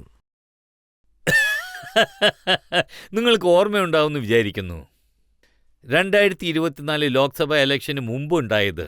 പക്ഷേ ഇപ്പോൾ 2024 മുഴുവൻ തീർന്നിരിക്കുന്നു. അതായത് നിങ്ങളുടെ വാർത്തയിലൂടെ മനസ്സിലാക്കിയതാണ്. രാജ്യത്തെ സമർത്ഥരായ മുഖ്യമന്ത്രിമാരുടെ പട്ടിക നോക്കിയാൽ ഞാൻ 6ാം സ്ഥാനത്താണ്. ഇതിനേക്കാളും വേറെ എന്താ വേണ്ടത് എനിക്ക്? പക്ഷേ ഈ ഡയലോഗ് അവര് പറഞ്ഞതാണ്, അതായത് കയർ മറ്റൊരു വ്യക്തിയുടെ കൈവശമാണെന്ന്. നിങ്ങളോട് ഇങ്ങനെ ഒരു വാർത്ത പറഞ്ഞത് ആരാണെന്നറിയില്ല. ഞാൻ ഇതുവരെ കേട്ടിട്ടില്ല. ഈ ചർച്ച എങ്ങനെ വന്നു എന്ന് വെച്ചാൽ 2003 താങ്കളുടെ ടിക്കറ്റ് കട്ട് ചെയ്ത സമയത്ത് താങ്കൾ പറഞ്ഞിരുന്നു, ഞാനൊരു ബൾബാണ്, ഓൺ ഓഫ് ചെയ്യുന്ന സ്വിച്ച് മറ്റൊരാളുടെ കൈവശമാണെന്ന്. അത് ഞങ്ങളുടെ പാർട്ടിയിൽ പഠിപ്പിക്കുന്ന ഡിസിപ്ലിനാ. ഞങ്ങളുടെ ട്രെയിനിങ് ഇങ്ങനെയാ ഉണ്ടായിരിക്കുക. അതിനുള്ള ഉദാഹരണങ്ങൾ നോക്കൂ. ബഹുമാനപ്പെട്ട മോഡിജി ആദ്യമായി നേരെ ഗുജറാത്ത് മുഖ്യമന്ത്രിയായി. അദ്ദേഹം അതിനു മുൻപ് ലോക്സഭയാവട്ടെ വിധാൻസഭയാവട്ടെ എവിടെയും മത്സരിച്ചിട്ടില്ല. പക്ഷെ ഞങ്ങളുടെ പാർട്ടിയുടെ പ്രത്യേകത എന്താണെന്ന് ചോദിച്ചാൽ, അദ്ദേഹം CM ആയതിനു ശേഷം അദ്ദേഹത്തിന്റെ പ്രവൃത്തികൾ എങ്ങനെ ഉണ്ടായിരുന്നു എന്ന് ചോദിച്ചാൽ ഗുജറാത്ത് വേറെ ലെവലിലെത്തി. പിന്നെ അദ്ദേഹം PM ആയി. PM ആയതിനു ശേഷം ഇന്ത്യയെ അദ്ദേഹം ലോകമെമ്പാടും അറിയപ്പെടുന്ന വിധത്തിലാക്കി. അത് നമുക്ക് അഭിമാനിക്കാവുന്നതാണ്. അതും ഒരു ഉദാഹരണമാണ്. താങ്കളും അതിനൊരു വലിയ ഉദാഹരണമാണ്. താങ്കളെ മുഖ്യമന്ത്രിയാക്കിയ സമയത്ത് താങ്കൾ തന്നെ അത്ഭുതപ്പെട്ടതായിട്ടാണ് കേട്ടത്. ഞാൻ പറയേണ്ട ഉത്തരം നിങ്ങൾ തന്നെ പറഞ്ഞു. ഞാൻ ബൾബ് പോലെയാണ്. ബട്ടൺ അമർത്തിയ ഉടനെ ഞാൻ ഓണായി. പിന്നെ ഞാൻ എന്റെ ടിക്കറ്റ് മറ്റാർക്കെങ്കിലും നൽകണം, അത് നൽകി. എന്നോട് CM ആകാൻ പറഞ്ഞു, ഞാൻ ആയി. ഇതിലെന്താ പ്രശ്നം? അപ്പോ ബട്ടൺ പ്രസ് ചെയ്തത് ആരാണ്? പാർട്ടി തന്നെ തീരുമാനിക്കും. വേറെ ആരാ? ഞങ്ങളുടെ പാർട്ടിയുടെ പ്രവർത്തകരുടെ പ്രത്യേകത എന്താന്ന് വെച്ചാൽ, ഞങ്ങളുടെ പാർട്ടിയിൽ മറ്റാരും തീരുമാനിക്കില്ല. ഞങ്ങളുടെ പാർട്ടിയിലെ പ്രവർത്തകരുടെ ഓരോ കഴിവും, ജോലി ചെയ്യുന്ന വിധം, അവരുടെ ചിന്തകൾ, അവരുടെ ജീവിത രീതി എന്നുവേണ്ട മറ്റുള്ള എല്ലാ കാര്യങ്ങളും തലവൻ നിരീക്ഷിക്കും. എന്നെപ്പോലുള്ള ഒരു പാവപ്പെട്ട പ്രവർത്തകനെ പാർട്ടി ഇത്ര ദൂരത്തിലേക്ക് എത്തിക്കുന്നതിനെ എനിക്ക് അഭിമാനിക്കാവുന്നതാണ്. ചിലർ പറയുന്നത് എന്താണെന്ന് വെച്ചാൽ JP നഡ്ഡയുടെ ഭാര്യ മല്ലിക താങ്കൾക്ക് രാഖി കെട്ടും, ആ ബന്ധം ഇവിടെ പ്രയോജനപ്പെട്ടതായിട്ടും പറയുന്നു. ഈ രക്ഷാബന്ധൻ വന്നാൽ സംസ്ഥാനത്തുള്ള ആയിരക്കണക്കിന് ആളുകൾ രാഖി കെട്ടും. അങ്ങനെ നോക്കുകയാണെങ്കിൽ എല്ലാവരും എനിക്ക് അനിയത്തിയും ചേട്ടത്തിമാരും ഒക്കെ തന്നെയാണ്. എന്റെ ഭാര്യ ഒഴിച്ച് എല്ലാവരും എനിക്ക് സഹോദരികളാണ്. അവരുടെ കുടുംബം ഒരു രാഷ്ട്രീയ കുടുംബമാണ്. അതായത് അവരുടെ അമ്മയും ഇലക്ഷനിലൊക്കെ മത്സരിച്ചിട്ടുണ്ട്. അവരുടെ അച്ഛൻ ലോക്സഭയിൽ മത്സരിച്ചിട്ടുണ്ട്, അവരുടെ അമ്മ മത്സരിച്ചിട്ടുണ്ട്. ലോക്സഭയിലോ രാജ്യസഭയിലോ അവര് മന്ത്രിയായും ഇരുന്നിട്ടുണ്ട്. മല്ലികാജി ഇലക്ഷനിൽ മത്സരിച്ചിട്ടില്ല. അതിനൊരു അർത്ഥമുണ്ടല്ലോ അല്ലേ? അതുകൊണ്ട് എന്റെ വിശ്വാസം, എന്റെ പാർട്ടി ആർക്ക് എന്ത് ജോലി നൽകിയാലും അത് ഞങ്ങൾ സന്തോഷത്തോടു കൂടി ചെയ്യും. അതും ഇതൊന്നും പറഞ്ഞ് ഞങ്ങൾ വേർതിരിച്ചു നോക്കില്ല. എനിക്ക് അതിനുള്ള അർഹതയുണ്ട് എന്നുള്ളത് കൊണ്ട് എനിക്ക് എല്ലാ ജോലിയും നൽകി അത് ഞാൻ ചെയ്ത് കാണിച്ചു. രാഷ്ട്രീയ പണ്ഡിതന്മാരെന്താ പറയുന്നതെന്ന് വെച്ചാൽ മോഹൻ യാദവിനെ മുഖ്യമന്ത്രിയാക്കിയതിന്റെ കാരണം OBC സമൂഹത്തിനെ ആകർഷിക്കാൻ വേണ്ടി മാത്രമാണെന്നാണ്. ഒരാളുടെ വീക്ഷണം എങ്ങനെയുണ്ടോ അങ്ങനെ തന്നെയായിരിക്കും അയാളുടെ ചിന്തയും. ഇത് കോൺഗ്രസിന്റെ ഒരു വീക്ഷണമാണ്. അതായത് അവരുടെ വോട്ട് ബാങ്കിന് വേണ്ടി ജാതി അടിസ്ഥാനത്തിൽ പിരിച്ചു നോക്കുന്നു. അതുകൊണ്ടാണ് നമ്മുടെ ജനാധിപത്യം ബലഹീനമാകുന്നതും ജാതിയുടെ അടിസ്ഥാനത്തിൽ പ്രശ്നങ്ങൾ ഉണ്ടാവുന്നതും. അതെ, എന്റെ പാർട്ടി എല്ലാവരുടെ വളർച്ചയും എല്ലാവരുടെ ഒത്തൊരുമയും വിശ്വാസം കൊണ്ടും പ്രവർത്തിക്കുന്ന ഒന്നാണ്. താങ്കൾ മോദി കാരണമാണ് പാർട്ടി മുന്നോട്ട് പോകുന്നതെന്ന് പറയുന്നു. പക്ഷേ രാഹുൽ ഗാന്ധി പറയുന്നത് എന്താണെന്ന് വെച്ചാൽ 163 സീറ്റ് ഭാരതീയ ജനതാ പാർട്ടിക്ക് കിട്ടാൻ കാരണം വോട്ട് മോഷ്ടിച്ചതുകൊണ്ട്. രാഹുൽ ഗാന്ധിയോട് ആരാ പറഞ്ഞ് മനസ്സിലാക്കി കൊടുക്കുക? അദ്ദേഹം പറയുന്നു 20 വർഷങ്ങളായി ഗുജറാത്തിൽ മോഡിജി വോട്ട് മോഷ്ടിക്കുകയാണെന്ന്. 20 വർഷങ്ങളായി മധ്യപ്രദേശിൽ BJP മോഷ്ടിക്കുന്നു എന്ന് പറയുന്നു. പക്ഷെ അദ്ദേഹം മറന്നു, 10 വർഷം മുമ്പ് അവരുടെ സർക്കാരിലെ ഉണ്ടായിരുന്നു. അപ്പൊ അദ്ദേഹം എവിടെ പോയി? അദ്ദേഹം എന്താണ് സംസാരിക്കുന്നതെന്ന് അറിയാതെയാണ് സംസാരിക്കുന്നത്. 10 വർഷം മുൻപ് മൻമോഹൻ ജിയുടെ സർക്കാരായിരുന്നു. 2004 മുതൽ 14 വരെ ഉണ്ടായിരുന്നു. എല്ലാ സംസ്ഥാനങ്ങളിലും അവരവരുടെ രീതിയിൽ ഇലക്ഷൻ നടന്നു. വിജയവും പരാജയവും ഉണ്ടായിരുന്നു. ഞാൻ വളരെ പ്രയാസപ്പെട്ട് പറയുകയാണ്, രാഹുൽ ഗാന്ധി എപ്പോഴാ മനസ്സിലാക്കുക? അദ്ദേഹം ഇങ്ങനെ സംസാരിക്കുന്നത് കൊണ്ട് അദ്ദേഹത്തിന്റെ പാർട്ടി പാതാളത്തിലേക്കാണ് പോകുന്നത്. അദ്ദേഹം ഇപ്പോൾ ബീഹാറിലുണ്ട്, വോട്ട് യാത്ര നടത്തിക്കൊണ്ടിരിക്കുകയാണ്. അദ്ദേഹം പറയുന്നു ബീഹാറിലുള്ള ഇലക്ഷൻ കമ്മീഷൻ BJPക്ക് സപ്പോർട്ടായിട്ട് പ്രവർത്തിക്കുകയാണെന്ന്, ജനങ്ങളുടെ വോട്ടുകൾ ഇല്ലാതാക്കുന്നു എന്ന്. എനിക്ക് ഒരു കോൺഗ്രസ് നേതാവ് പറഞ്ഞ സ്റ്റേറ്റ്മെന്റ് ഓർമ്മ വരികയാണ്. അദ്ദേഹം വളരെ നന്നായി അനലൈസ് ചെയ്തിരുന്നു. ഒരു പക്ഷേ ഞങ്ങളുടെ പാർട്ടിയിൽ രാഹുൽ ഗാന്ധിക്ക് ഒരു ജോലി നൽകിയാൽ ആ ജോലി ഒന്നുമില്ലാതെ നശിപ്പിച്ച് കളയുമെന്ന് അദ്ദേഹം പറഞ്ഞു. ഇപ്പൊ 3 തവണയായി ലോക്സഭയിൽ വിജയിക്കണമെന്ന് ശ്രമിക്കുകയാണ്. 3 പ്രാവശ്യവും ഒന്നും അവർക്ക് ലഭിക്കുന്നില്ല. ഇതും കോൺഗ്രസ് നേതാവാണ് പറയുന്നത്. അതായത് രാഹുൽ ഗാന്ധിജി ഏത് സംസ്ഥാനത്തിൽ ഏത് പാർട്ടിയുമായി സപ്പോർട്ട് ചെയ്യാനായി പോയാൽ ചില സമയത്ത് എന്ത് സംഭവിക്കും എന്ന് വെച്ചാൽ BJP ജയിച്ചാൽ ആ പാർട്ടിയിൽ ഉള്ളവരും ജയിക്കും. കോൺഗ്രസ് വീണ്ടും പാതാളത്തിലേക്ക് പോവും, പാർട്ടി തന്നെ പിരിഞ്ഞു പോവും. ഇതാണ് കാരണമെന്ന് പറയുന്നു. കോൺഗ്രസ് തോറ്റു പോകുന്നതിനും പാതാളത്തിൽ വീഴാനും കാരണം നരേന്ദ്രമോദി, അമിത്ഷാ, ഇലക്ഷൻ കമ്മീഷൻ ഇവരെല്ലാവരും ചേർന്ന് തോൽപ്പിക്കുന്നത് കൊണ്ടാണെന്നാണ് പറയുന്നത്. ഞാനിത് ഉത്തരവാദിത്തത്തോടെ പറയണമെന്ന് ആഗ്രഹിക്കുന്നു. രാഹുൽ ഗാന്ധിക്ക് എതിർകക്ഷി നേതാവിനുള്ള ബഹുമാനം എന്താണെന്ന് അറിയില്ല. അതറിയാതെയാണ് സംസാരിക്കുന്നത്. ലോകത്തിലെ ഏറ്റവും വലിയ ഡെമോക്രസി ഇന്ത്യയാണ്. ലോകത്തിലെ ഏറ്റവും വലിയ ജനസംഖ്യ എവിടെയാണ്? നമുക്ക് അഭിമാനിക്കാൻ തക്കുന്ന കാര്യം എന്താണെന്ന് വെച്ചാൽ സ്വാതന്ത്ര്യം ലഭിച്ചത് മുതൽ ഇന്ന് വരെ ഇന്ത്യൻ ഡെമോക്രസി ജീവനോടെയുണ്ട്. ഇന്ത്യൻ സുപ്രീം കോർട്ട് അതിന്റെ വിധി കൊണ്ട് ഇന്ത്യൻ ജനങ്ങളെ സംരക്ഷിക്കുന്നു. ഇന്ത്യയിലെ ഇലക്ഷൻ കമ്മീഷൻ കാരണം ഇന്ത്യൻ ഡെമോക്രസി നിലനിൽക്കുന്നു. പക്ഷേ ദുർഭാഗ്യവശാൽ അർബൻ നക്സൽ പെരുമാറ്റത്തിലൂടെ രാഹുൽ ഗാന്ധി എല്ലാ ചോദ്യങ്ങളും ചോദിക്കുന്നു. ഇത് നമുക്ക് അപമാനമാണ്. ഇതിനെ നമ്മൾ നിരുത്സാഹപ്പെടുത്തണം. അദ്ദേഹം ജനാധിപത്യത്തിന്റെ തൂണുകളോടാണ് ചോദ്യം ചോദിക്കുന്നത്. അദ്ദേഹത്തിന് സുപ്രീം കോർട്ട് ഇഷ്ടപ്പെട്ടില്ലെങ്കിൽ, അദ്ദേഹത്തിന് ഇലക്ഷൻ കമ്മീഷനെ ഇഷ്ടപ്പെട്ടില്ലെങ്കിൽ, അദ്ദേഹത്തിന് നമ്മുടെ സൈന്യം ചെയ്ത സർജിക്കൽ സ്ട്രൈക്ക്, പിന്നെ എയർ സ്ട്രൈക്ക്, അതിനൊക്കെ തെളിവുകളാ ചോദിക്കുന്നത്. എന്നോട് ചോദിക്കുകയാണെങ്കിൽ രാഹുൽ ഗാന്ധി നാണം കൊണ്ട് തലകുനിഞ്ഞ് ചാകണം എന്ന് പറയും.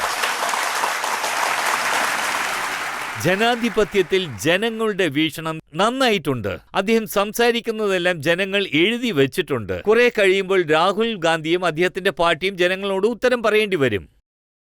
പബ്ലിക്കിൽ ആർക്കെങ്കിലും ചോദ്യം ചോദിക്കാനുണ്ടോ? കേജ്രിവാൾ ചില ആരോപണങ്ങൾ ഉന്നയിക്കുന്നുണ്ട്. മോദി ഗവൺമെന്റിന്റെ കാലത്ത് രാഹുൽ ഗാന്ധിയുടെ പേരിലും സോണിയാഗാന്ധിയുടെ പേരിലും ഒരുപാട് കേസുകളുണ്ട്. പക്ഷെ അവരിതുവരെ അറസ്റ്റ് ചെയ്യപ്പെട്ടിട്ടില്ല. മോഡി ഗവൺമെന്റ് ആയാലും കോൺഗ്രസ് ഗവൺമെന്റ് ആയാലും ആത്യന്തികമായി ഒരുപോലെയാണോ സർ? താങ്കൾക്ക് ഇതിനെപ്പറ്റി എന്താണ് പറയാനുള്ളത്? മുഖ്യമന്ത്രിയായിരിക്കുമ്പോൾ രാജിവെക്കാത്ത ഒരാൾ മറ്റുള്ളവരുടെ മേൽ എങ്ങനെ കുറ്റാരോപണം ചുമത്തും? ഇത് കെജ്രിവാൾ തന്നെ പറയണം. സ്വാതന്ത്ര്യത്തിന് ശേഷം ഒരു മുഖ്യമന്ത്രിയും ഇങ്ങനെയില്ല, എക്സെപ്റ്റ് കെജ്രിവാൾ. പ്രത്യേകിച്ച് പറയണമെങ്കിൽ ലാലു പ്രസാദ് ജി, അദ്ദേഹത്തിന്റെ ഭാര്യ, അദ്ദേഹത്തിന്റെ മക്കൾ, പിന്നെ ജാർഖണ്ഡിലെ സിബു സൊറൻജി, അവരെപ്പോലുള്ള ഈ രാജ്യത്തെ മറ്റുള്ള നേതാക്കന്മാർ ഒരു മന്ത്രിയുടെ മേൽ ഏതെങ്കിലും ഒരു കുറ്റാരോപണം വന്നാൽ, ജയിലിലേക്ക് പോകേണ്ട ഒരു അവസ്ഥ വന്നാൽ റിസൈൻ ചെയ്തിട്ടുണ്ട്. അങ്ങനെയാണെങ്കിൽ അവർക്ക് മറ്റുള്ളവരോട് ചോദ്യം ചോദിക്കാൻ യാതൊരു അവകാശവുമില്ല. അല്ല, അദ്ദേഹം എന്താ പറഞ്ഞു വരുന്നതെന്ന് വെച്ചാൽ, എന്നോടൊപ്പം ഉണ്ടായിരുന്ന 5 മന്ത്രിമാരെയും എന്നെയും ജയിലിലടച്ചു, ഒരു സാക്ഷി പോലും ഇല്ലാതെ. പക്ഷേ നാഷണൽ ഹെറോഡ് കേസിൽ രാഹുൽ ഗാന്ധിക്കെതിരായിട്ട്, സോണിയാഗാന്ധിക്കെതിരായിട്ട് തെളിവുകളുണ്ട്. പക്ഷേ അവരെ ജയിലിൽ അടയ്ക്കുന്നില്ലെന്നാണ് അദ്ദേഹം പറയുന്നത്. അതുകൊണ്ടാ പിന്നെ എനിക്ക് ആ കാര്യം മനസ്സിലാകാത്തത്. പിന്നെ എന്തിനാ അദ്ദേഹം കോൺഗ്രസുമായി ചേർന്ന് ഡൽഹിയിൽ മത്സരിക്കുന്നത്? കുറ്റവാളികളാണെന്നറിഞ്ഞാൽ പിന്നെ എന്തിനാ അവരോടൊത്ത് ചേരണം? ഇപ്പൊ അദ്ദേഹത്തിന്റെ 2 മുഖം വെളിച്ചത്ത് വന്നു. നാഷണൽ ഹെറാൾഡ് കേസിൽ ബെയിലിൽ പുറത്തു വന്നിരിക്കുകയാണ്. കേസ് നടക്കുന്നുണ്ട്. കേസ് കഴിഞ്ഞെന്ന് അവര് പറയട്ടെ. കേസ് ഇപ്പോഴും നടന്നുകൊണ്ടിരിക്കുകയാണ്. പക്ഷെ കോടതി വിധി നൽകിയാലല്ലേ നമുക്ക് അവരുടെ മേൽ കേസിടാൻ പറ്റൂ. ഞാനിപ്പോ ന്യായാധിപനെ നോക്കുകയാണ്. അദ്ദേഹം കരുണ കാണിച്ചാലല്ലേ എനിക്കിവിടെ ഇരിക്കാൻ പറ്റൂ. വിചാരണ നടന്നുകൊണ്ടിരിക്കുകയല്ലേ. പബ്ലിക്കിൽ ആർക്കെങ്കിലും എന്തെങ്കിലും ചോദിക്കാനുണ്ടോ? ഇപ്പൊ നമ്മുടെ രാജ്യത്ത് രാഷ്ട്രീയത്തിന്റെ അവസ്ഥ വളരെ മോശമായിക്കൊണ്ടിരിക്കുകയാണോ? ഈ അടുത്ത് ബീഹാറിൽ നടന്ന ഒരു മീറ്റിംഗിൽ വെച്ച് ശ്രീ മോദിജിയെയും അദ്ദേഹത്തിന്റെ അമ്മയും വരെ ചിലർ ചീത്ത പറഞ്ഞു. അങ്ങനെയുള്ളവരെ പറ്റിയുള്ള താങ്കളുടെ അഭിപ്രായം എന്താണ് സർ? നിങ്ങൾ വളരെ നല്ല ചോദ്യമാണ് ചോദിച്ചിരിക്കുന്നത്. ഞാൻ ഇതിനെ പ്രതിഷേധിക്കുന്നു. നമ്മുടെ രാജ്യത്തിന്റെ സംസ്കാരം ഇങ്ങനെയുള്ളതല്ല. അതിന് നേരെ വിപരീതമായി നമ്മുടെ രാജ്യത്തിന്റെ ശത്രുക്കൾ നമ്മുടെ സൈന്യവുമായി യുദ്ധത്തിലേർപ്പെടുമ്പോൾ അവർ മരിച്ചാൽ അവരുടെ ശവശരീരം തിരിച്ച് അയക്കുക എന്നതാണ് നമ്മുടെ സമ്പ്രദായം. മരിച്ച മോഡിജിയുടെ അമ്മയെക്കുറിച്ച് കുറ്റം പറഞ്ഞാൽ അവരുടെ ബുദ്ധി പൂർണ്ണമായും നശിച്ചു എന്നാണ് അർത്ഥം. അവർ തീർച്ചയായും ഇന്ത്യൻ സംസ്കാരം മനസ്സിലാക്കിയിട്ടില്ലെന്നാണ് അർത്ഥം. ഞാൻ നിങ്ങൾക്ക് എല്ലാവർക്കും വേണ്ടി ഞാൻ ഇതിനെ പ്രതിഷേധിക്കുന്നു. അവർ ക്ഷമ ചോദിച്ചേ പറ്റൂ. ക്ഷമ ചോദിച്ചിരിക്കണം. അങ്ങനെ സംസാരിക്കുന്നവർക്ക് എന്ത് ശിക്ഷ കൊടുക്കണമെന്നാണ് അദ്ദേഹം താങ്കളോട് പറഞ്ഞത്? അങ്ങനെയുള്ളവർക്കാണ് ഇലക്ഷൻ കമ്മീഷൻ ചികിത്സ നൽകിയിരിക്കുന്നത്. ബട്ടണമർത്തു ഭാരത് മാതാക്ക് ജയ് എന്ന് പറയും. ബീഹാറിൽ ഇലക്ഷൻ നടക്കാൻ പോകുന്നു. ബീഹാറിലെ ജനങ്ങൾ ബട്ടൺ അമർത്താനായി ഫുൾ ചാൻസ് ഉണ്ട്. ഞാൻ അതിനെ ഇങ്ങനെയാണ് കാണുന്നത്. 5000 വർഷങ്ങൾക്ക് മുൻപ് നടന്ന ശ്രീകൃഷ്ണന്റെ ഒരു ഉദാഹരണമുണ്ട്. ശിശുപാലൻ 100 കുറ്റങ്ങൾക്ക് ക്ഷമ ലഭിക്കുമെന്നൊരു ഉറപ്പോടു കൂടിയായിരുന്നു. 99 തെറ്റുകൾ കഴിഞ്ഞ് 100ാമത്തത് ചെയ്ത ഉടൻ വിരൽ നീട്ടിയ ഉടൻ വിരലിൽ സുദർശന ചക്രം വന്നു. അതിനുശേഷം നമ്മൾ എല്ലാവരും കണ്ടു 100ന് ശേഷം തീർന്നു. ഇപ്പോൾ ഇലക്ഷൻ കമ്മീഷൻ സുദർശന ചക്രം വെച്ചിട്ടുണ്ട്. നിങ്ങൾ ബട്ടൺ അമർത്തു, ബാക്കിയുള്ള കാര്യങ്ങൾ താനെ നടന്നോളൂ. ജനാധിപത്യത്തിൽ ആരെയും കൊല ചെയ്യേണ്ട കാര്യമില്ല. ജനാധിപത്യത്തിൽ പരാജയപ്പെടുത്തിയാൽ തന്നെ എല്ലാത്തിനുമുള്ള ഉത്തരമാണ്. എനിക്ക് ഈ കാര്യത്തിൽ പൂർണ്ണ വിശ്വാസമുണ്ട്. ബീഹാറിലെ ജനങ്ങൾ ഇങ്ങനെ കുറ്റം പറയുന്നവരോട് ഒരിക്കലും ക്ഷമിക്കില്ല. അത് ഉറപ്പാണ്. മോഹൻ സാർ, ബീഹാറിൽ ലാലു യാദവും തേജസ്വി യാദവും ഉള്ള സ്ഥലത്ത് യാദവർക്കെതിരായിട്ട് താങ്കൾ ഇലക്ഷൻ പ്രചാരണത്തിന് വേണ്ടി പോകും? ഞാൻ എന്റെ പാർട്ടിക്ക് വേണ്ടി പ്രചാരണത്തിന് പോകും. മുൻപിൽ ആരുണ്ടെങ്കിലും അതെനിക്കറിയില്ല. മഹാഭാരതത്തിലെ പോലെ നമ്മുടെ എതിരെ ആര് വരുന്നുവോ അവരാണ് ഞങ്ങളുടെ ശത്രുക്കൾ എന്നറിയും. ഇപ്പോൾ നമുക്കൊരു ബ്രേക്ക് എടുക്കാം. ബ്രേക്കിന് ശേഷം ആപ്കി അദാലത്തിൽ മോഹൻ യാദവിനോടുള്ള ചോദ്യങ്ങൾ നമ്മൾ തുടരുന്നതായിരിക്കും. മയക്കുമരുന്നിന്റെ പുതിയ കേന്ദ്രമാണ് മധ്യപ്രദേശ്. ഭോപ്പാലിൽ പിടിച്ചെടുത്ത 1814 കോടി രൂപയുടെ MDMA ഡ്രഗ്സ്. ഞങ്ങൾ നടപടി എടുത്തതുകൊണ്ടാണ് അത് കിട്ടിയത്. ഞങ്ങൾ അവരെ രക്ഷപ്പെടുത്തിയോ? Welcome back. ആപ്കി അദാലത്തിൽ ഇന്ന് നമ്മൾ വിചാരണ നടത്തിക്കൊണ്ടിരിക്കുന്നത് മധ്യപ്രദേശ് മുഖ്യമന്ത്രിയായ മോഹൻ യാദവിനോടാണ്. ആപ്കി അദാലത്തിലെ അടുത്ത കുറ്റാരോപണം. ആപ്കി അദാലത്തിൽ മധ്യപ്രദേശ് മുഖ്യമന്ത്രിയായ മോഹൻ യാദവിന്റെ മേലുള്ള കുറ്റാരോപണം ഇദ്ദേഹം തെറ്റായ പാതയിൽ സഞ്ചരിക്കുന്നു എന്നുള്ളതാണ്. താങ്കൾ ഉജ്ജയിനിയിലുള്ള മഹാകാൾ എന്നുള്ള സ്ഥലത്തു നിന്നാണ് വരുന്നത്. അതായത് ജനങ്ങൾ പറയാറുണ്ട് മഹാകാളിന്റെ സന്നിധിയിൽ ഏതൊരു രാജാവും രാത്രിയിൽ താമസിക്കാറില്ലെന്ന്. വൈകുന്നേരം ആരായാലും തിരിച്ചുപോകും, ഇത് മഹാകാളിന്റെ ദേശമാണെന്ന്. താങ്കൾ മുഖ്യമന്ത്രിയായി താങ്കൾക്കൊരു വാണിംഗും നൽകിയിരുന്നു. പക്ഷേ താങ്കൾ അതിന് വിപരീതമായി ഉജ്ജയിനിൽ ഒരു രാത്രി പോയി താമസിക്കുകയും ചെയ്തു. അതായത് ചില സമയത്ത് ഒരു കാരണവുമില്ലാതെ പുരാതന കഥകൾ ഉണ്ടാക്കും, കള്ളക്കഥകൾ പറയും. നിങ്ങൾ തന്നെ പറയും, 1947 ശേഷം ഈ രാജ്യത്ത് ഏത് രാജാവ് ഉണ്ടായിരുന്നു? ആരെങ്കിലും പറയൂ. രാജഭരണം കഴിഞ്ഞതോടുകൂടി രാജാക്കന്മാരും തീർന്നു. ഇപ്പൊ ഡെമോക്രാറ്റിക്കലി തെരഞ്ഞെടുക്കപ്പെട്ട നേതാക്കളാണുള്ളത്. ഇപ്പൊ രാജാവില്ല. രണ്ടാമത്തെ കാര്യം എന്താണെന്ന് വെച്ചാൽ, നഗരസഭയിൽ രാജാവ് ഭരിക്കില്ല എന്നൊരു കഥ പറഞ്ഞു. അപ്പൊ ബാബ മഹാകാൽ അതിർത്തിയിലായിരിക്കോ? എത്രമാത്രം കള്ളം പറയും. നമ്മൾ ബാബ മഹാകാലിന്റെ കണ്ണിൽ പെട്ടുകഴിഞ്ഞാൽ ആർക്കെങ്കിലും ജീവനോട് ഇരിക്കാൻ പറ്റുമോ? നിങ്ങൾ തന്നെ പറയൂ.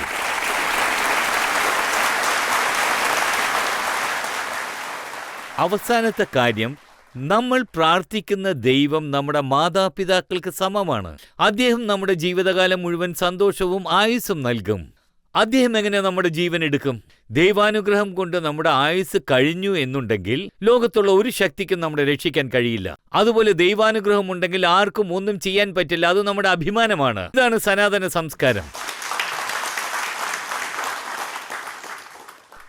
താങ്കൾ അതിരാവിലെ എഴുന്നേറ്റതിന് ശേഷം മറ്റുള്ളവരൊക്കെ ഫോണിൽ വാട്സപ്പിൽ നോക്കും. ചിലരാണെങ്കിൽ സോഷ്യൽ മീഡിയയിൽ എന്ത് മെസ്സേജാണ് വന്നിരിക്കുന്നതെന്ന് നോക്കും. മറ്റു ചിലർ ഫേസ്ബുക്ക് നോക്കും, ട്വിറ്റർ നോക്കും. താങ്കൾ ബസ്മാർത്തിയാണ് നോക്കുന്നത്. ഞാൻ ബാബ മഹാകാലന്റെ ഭക്തനാണ്.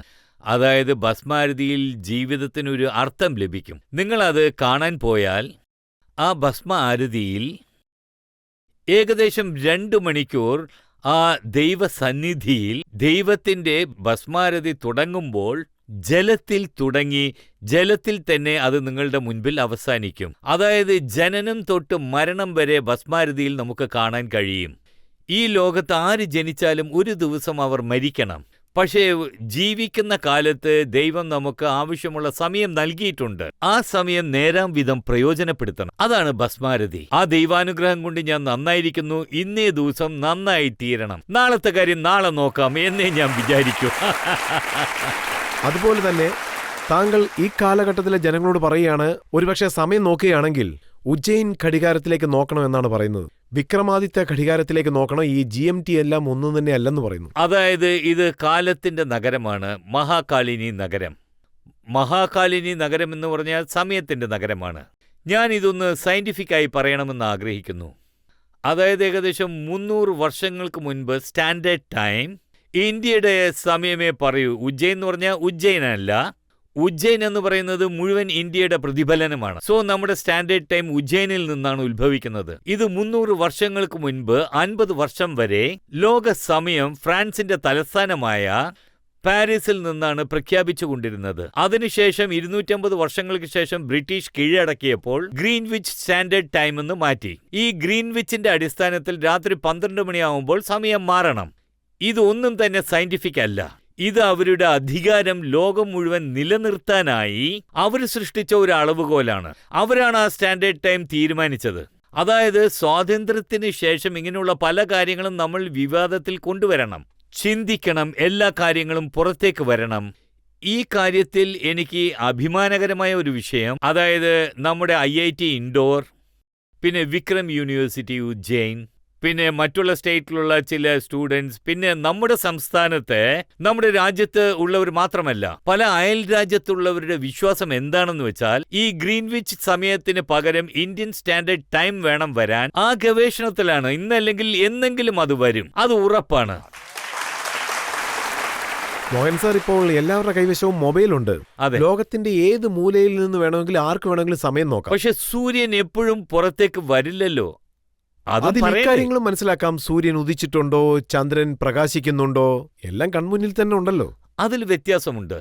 രാത്രി 12 മണിക്ക് ആരെങ്കിലും ദിവസം ചെയ്യേണ്ട ജോലി തുടങ്ങും.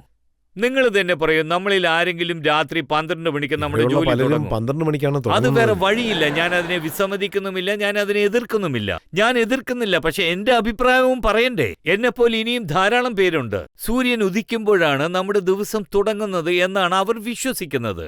ഇന്നല്ലെങ്കിൽ നാളെ ആഘോഷിക്കും. ഇതിലെന്താ പ്രശ്നം? നമ്മുടെ സംസ്കാരത്തിൽ സർവേ ഭവതു സുഖീനക, എല്ലാവരും സന്തോഷവാന്മാരാണ്. അതും സത്യമാണ്.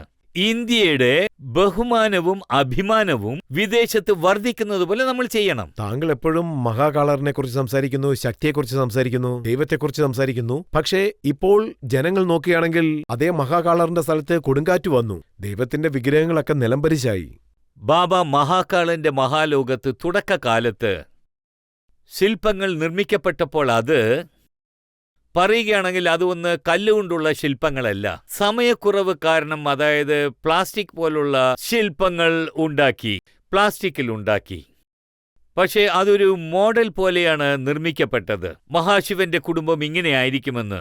ബാബ മഹാകാളനെയും ചേർത്ത് ഗണപതിയുടെ കഥകൾ വരണം, പിന്നെ പാർവതി അമ്മയുടേത് വരണം, പിന്നെ കാർത്തികേയന്റേത് വരണം. മഹാശിവന് 2 വിവാഹങ്ങൾ നടന്നിട്ടുണ്ട്. ആദ്യത്തേത് ശക്തി ദേവിയോടൊപ്പവും രണ്ടാമത്തേത് പാർവതി ദേവിയോടൊപ്പവും. അതുകൊണ്ട് ദൈവം പരമശിവന്റെ കുടുംബം കാണിക്കാനായി എല്ലാ ശില്പങ്ങളും വെച്ച് മഹാകാളന്റെ സന്നിധി തുറക്കപ്പെട്ടു. പക്ഷെ ഇതും സത്യമാണ്, നമ്മുടെ അമ്പലങ്ങളിൽ എപ്പോൾ വിഗ്രഹങ്ങൾ സ്ഥാപിക്കപ്പെട്ടാലും അത് കല്ലുകൊണ്ടുള്ളതോ അല്ലെങ്കിൽ ലോഹം കൊണ്ടുള്ളതോ ആയിരിക്കും.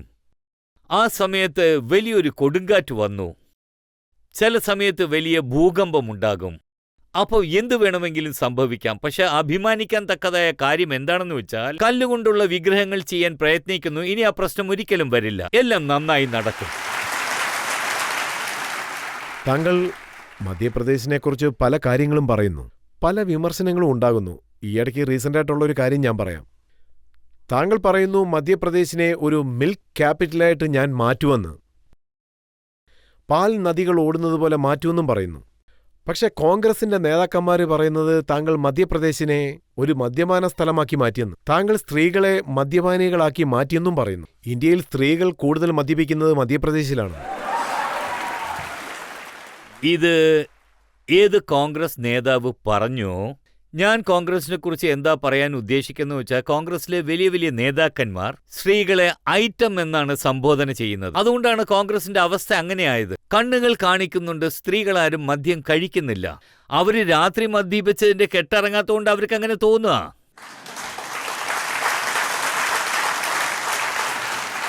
ഇവിടെ നോക്കുകയാണെങ്കിൽ ഇത് സോഷ്യൽ മീഡിയയിൽ അവരെഴുതിയ കാര്യങ്ങളാണ്. ലഹരിയുടെ പുതിയ കേന്ദ്രമാണ് മധ്യപ്രദേശ്.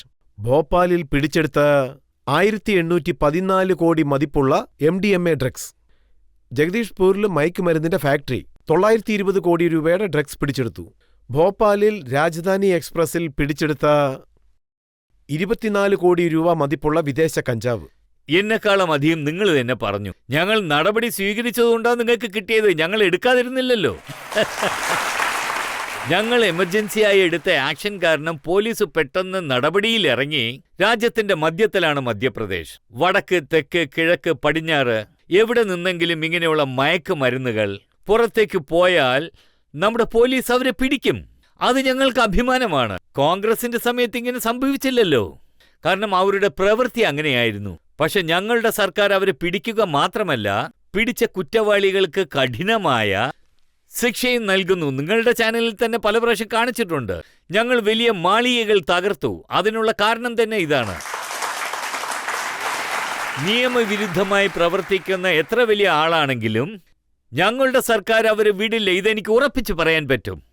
അങ്ങനെയാണെങ്കിൽ മധ്യപ്രദേശിൽ മദ്യം ഉപയോഗിക്കുന്നവരുടെ എണ്ണം കൂടിയിട്ടുണ്ടോ? അതുപോലെ മദ്യത്തിന്റെ വിൽപ്പനയും കൂടിയിട്ടുണ്ടോ? അതായത് ന്യൂസ് പേപ്പറിൽ വിവരം വന്നു, ഇന്ത്യയിൽ ഒരു സംസ്ഥാനം 19 നഗരങ്ങളിൽ മദ്യനിരോധനം നടപ്പാക്കി നമ്മുടെ ശക്തി കാണിച്ചിരിക്കുന്നു.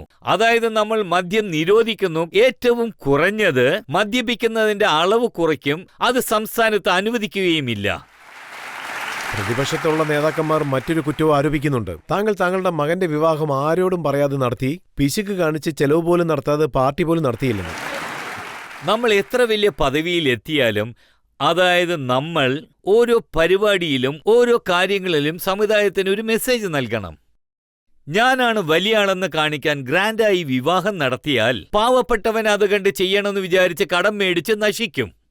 വിവാഹം താനെ നടക്കണം. അതെന്തിനാ ഗ്രാൻഡായി ചെയ്യുന്നത്? ഇങ്ങനെയുള്ള കാര്യങ്ങൾ നമ്മൾ ഒഴിവാക്കണം. ഇതിൽ എനിക്ക് അഭിമാനമുണ്ട്. ഞാൻ മുഖ്യമന്ത്രി ആണെങ്കിലും ഒരു 50 പേര് ചേർന്ന് ഒരു വിവാഹം നടത്തിക്കൂടെ? അങ്ങനെയാണ് എൻ്റെ മകന്റെ വിവാഹം ഞാൻ നടത്തിയത്. പക്ഷേ ഇത് ഒരു തലതിരിഞ്ഞ മാർഗമല്ലേ? സാധാരണയായി ഒരു മുഖ്യമന്ത്രിയുടെ മകന് വിവാഹം നടക്കുന്ന സമയത്ത് ലക്ഷക്കണക്കിന് ജനങ്ങളെ വിളിക്കും, എല്ലാവർക്കും വിരുന്നും വെക്കും. അതായത് ഒരു മുഖ്യമന്ത്രിയുടെ മകനായതുകൊണ്ട് 1,00,000 ആളുകൾക്ക് വിരുന്ന് നൽകുന്നത് തെറ്റാണ്. ഞാൻ നിങ്ങളോട് തുടക്കത്തിലെ പറഞ്ഞതുപോലെ മുഖ്യമന്ത്രിയാണെങ്കിലും ശരി, മന്ത്രിയാണെങ്കിലും ശരി, അതായത് ഉയർന്ന സ്ഥാനങ്ങളിൽ ഉള്ളവർക്ക് സിംപ്ലിസിറ്റി എന്താണെന്ന് കാണിക്കാനായി ഇതിനേക്കാളും നല്ലൊരു അവസരമില്ല. ഞാൻ വളരെ താഴ്മയോടുകൂടി കൈകൂപ്പി ചോദിക്കുകയാണ്, ആരായിരുന്നാലും ആർഭാടം ഒരിക്കലും ഒന്നിലും കാണിക്കരുത്. ഇതാണ് എന്റെ മെസ്സേജ്. താങ്കൾ പുഷ്കർ ഘാട്ടിൽ വെച്ച് വിവാഹം നടത്തി. അവിടെയുള്ളൊരു ഫോട്ടോ ജനങ്ങൾ കണ്ടിരുന്നു.